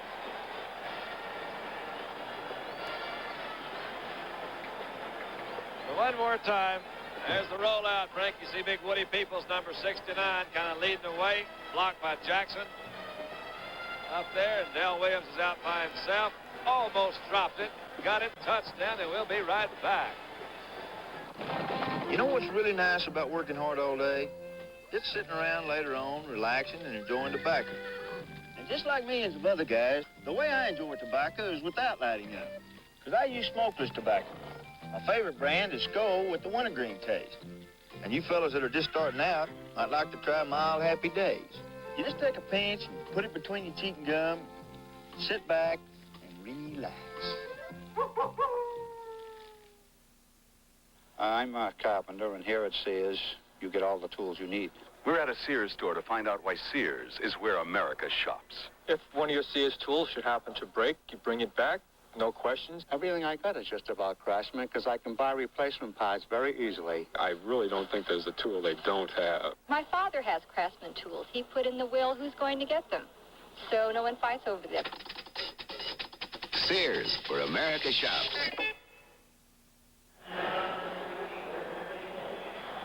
The 49ers come rumbling back. They trail by 7 points. Wershing hits it.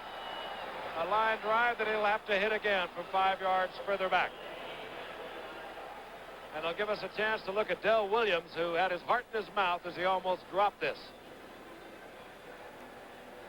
Sounds if he had dropped it, that would have really been something, wouldn't it? Isn't that pretty in slow motion? Yeah, it is. We had a game earlier this year. Oakland and Kansas City, 37-28. We're right in the area. We had a game the very first year, Kansas City, when they were a powerhouse, 44, Baltimore 24. 68 points.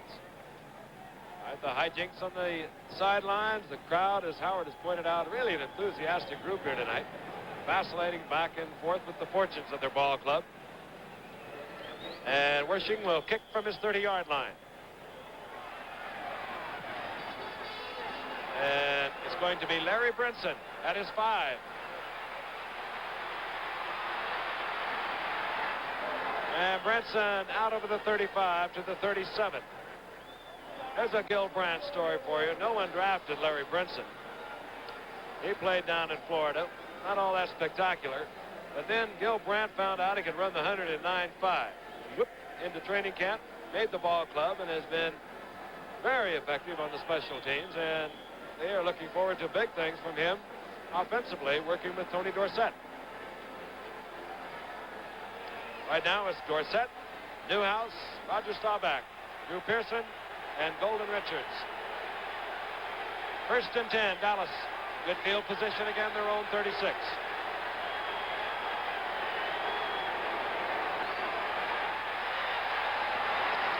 Got him. Billy Joe Dupree, first down, Dallas at midfield. That's a nice play. Staubach's not wasting any time. Nothing defensive about Landry's calls, and Staubach is executing beautifully. Rogers having a heck of a night. You know, Don, too, he needed this night. Yeah, he did, matter of fact, Frank. And I think they all did offensively. They haven't been really producing enough points over there offensively. This is a night for him. I'm sure he's going to be upset about the 28 points that have been scored against him, but 35 offensively, that's good for him. From the 49-yard line, Dorsett. Line of scrimmage, and that's all as he's snowed under by the right side. Bruce Ilya, number 55, and Cedric Hardman, number 86. It'll be 2nd and 10. Cowboys have only scored more points than 35 twice this year. 41 against the Giants, 37 against Detroit. You know, the more you think of it, Frank, you have to wonder about that call in the Miami-New England game yesterday. I would never second-guess Don Shula, but I would say you should have put some kind of pressure on him, either play action or some kind of a rollout. On 2nd and 10. Oh, wow. Wow, and Newhouse is upended at the 45. Mel Phillips, who was not expected to be at 100% tonight. He looked that way at that moment. He has a sore knee. Let's watch again. Yeah, but you can't kill off Mel Phillips. That man's been around how many years? 12 years. North Carolina A&T. Wow, look at that. Caught him just right, didn't he? I'll tell you how Newhouse held on to that ball, I'll never know. He's had 5 broken arms in this game. He doesn't like to talk about it. But his little daughter, for a long time, thought that cast was a part of the uniform. 3rd and 4. Staubach has Dorsett. First down. Yeah. Dorsett right at the 40. He knew exactly where he was. Right. That's what you love to see. A guy who knows where he's at. He had it. They're going to boo him, but Tony was right across that line. That's where he had to go. And old Tommy Hart Laid a little one on Roger. Yes, he did. I have never seen Roger play a more poised game or a gutsier game. He knows they're coming at him, and it doesn't affect him a bit. 6:21 remaining in the game, and again, we'll tell you, this game is very meaningful for Dallas. We'll remind you all night long that if they win tonight or next week against Denver, they assure themselves, if they win their first playoff game, of playing the conference championship, the NFC championship game in Dallas. Preston Pearson comes in. Dorsett goes to the sidelines. Pearson, 26.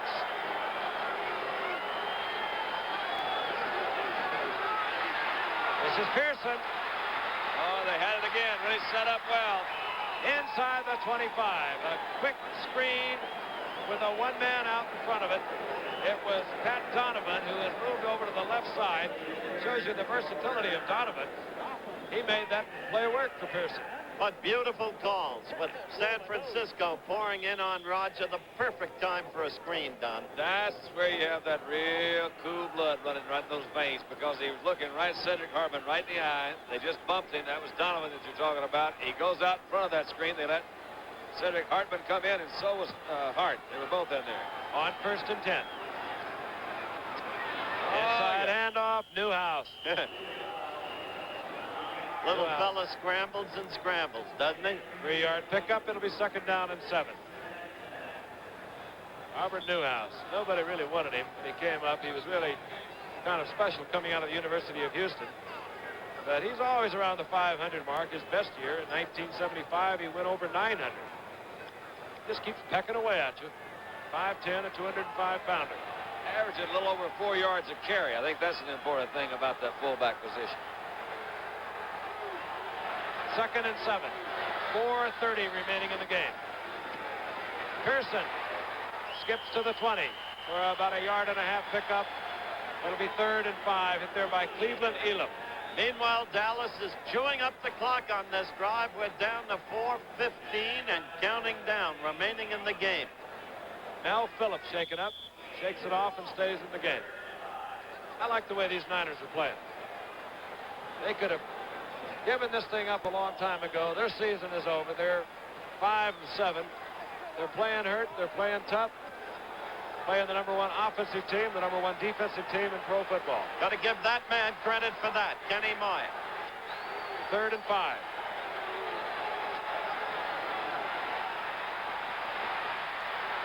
Oh, that was beautifully right thrown. on the target. It is Drew Pearson again. That's so pretty. I love to see that. That was Jimmy Webb for 74 that came in there that time. Put some good pressure. Here we've got Pearson isolated. Just glides like glass. Yeah, that's nice. He's working over there on Bruce Taylor. Down in this area, when you were there, they used to run that little flag pattern often, didn't they?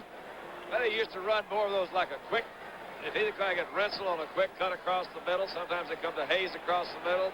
They never did use the tight end that much. We used to go to the outside guys. Not so sure Dallas wants to score too quickly. They'll have to give the ball back to the 49ers. Newhouse. But Newhouse wants to score. He pounds down to about the 3-yard line. And time now running down rapidly. We're at 3:25 and moving down. You like that? 2nd and goal. Gonna make the red eye. There you go. There's a man that's honest anyway. Ball marked inside the 3-yard line. 2nd down and goal. Cowboys, one more game to go. They play the Broncos with the best record in all of football. Turned on the state of Colorado like perhaps it's never been turned on by a sports unit.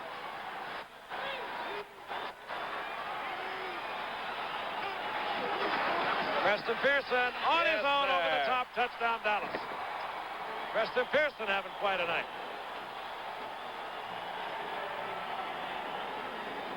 You consider what a back he has been for Dallas, Preston Pearson, in the last few years, and then you look and say, well, he's not even starting. He's not going to play that much. Once again, you've got the quality kind of player that can come in and do it. And there's Preston going over the top for another 6. And as has been repeated many times, he was the one Dallas Cowboy acquired not by the draft, but from the Pittsburgh Steelers.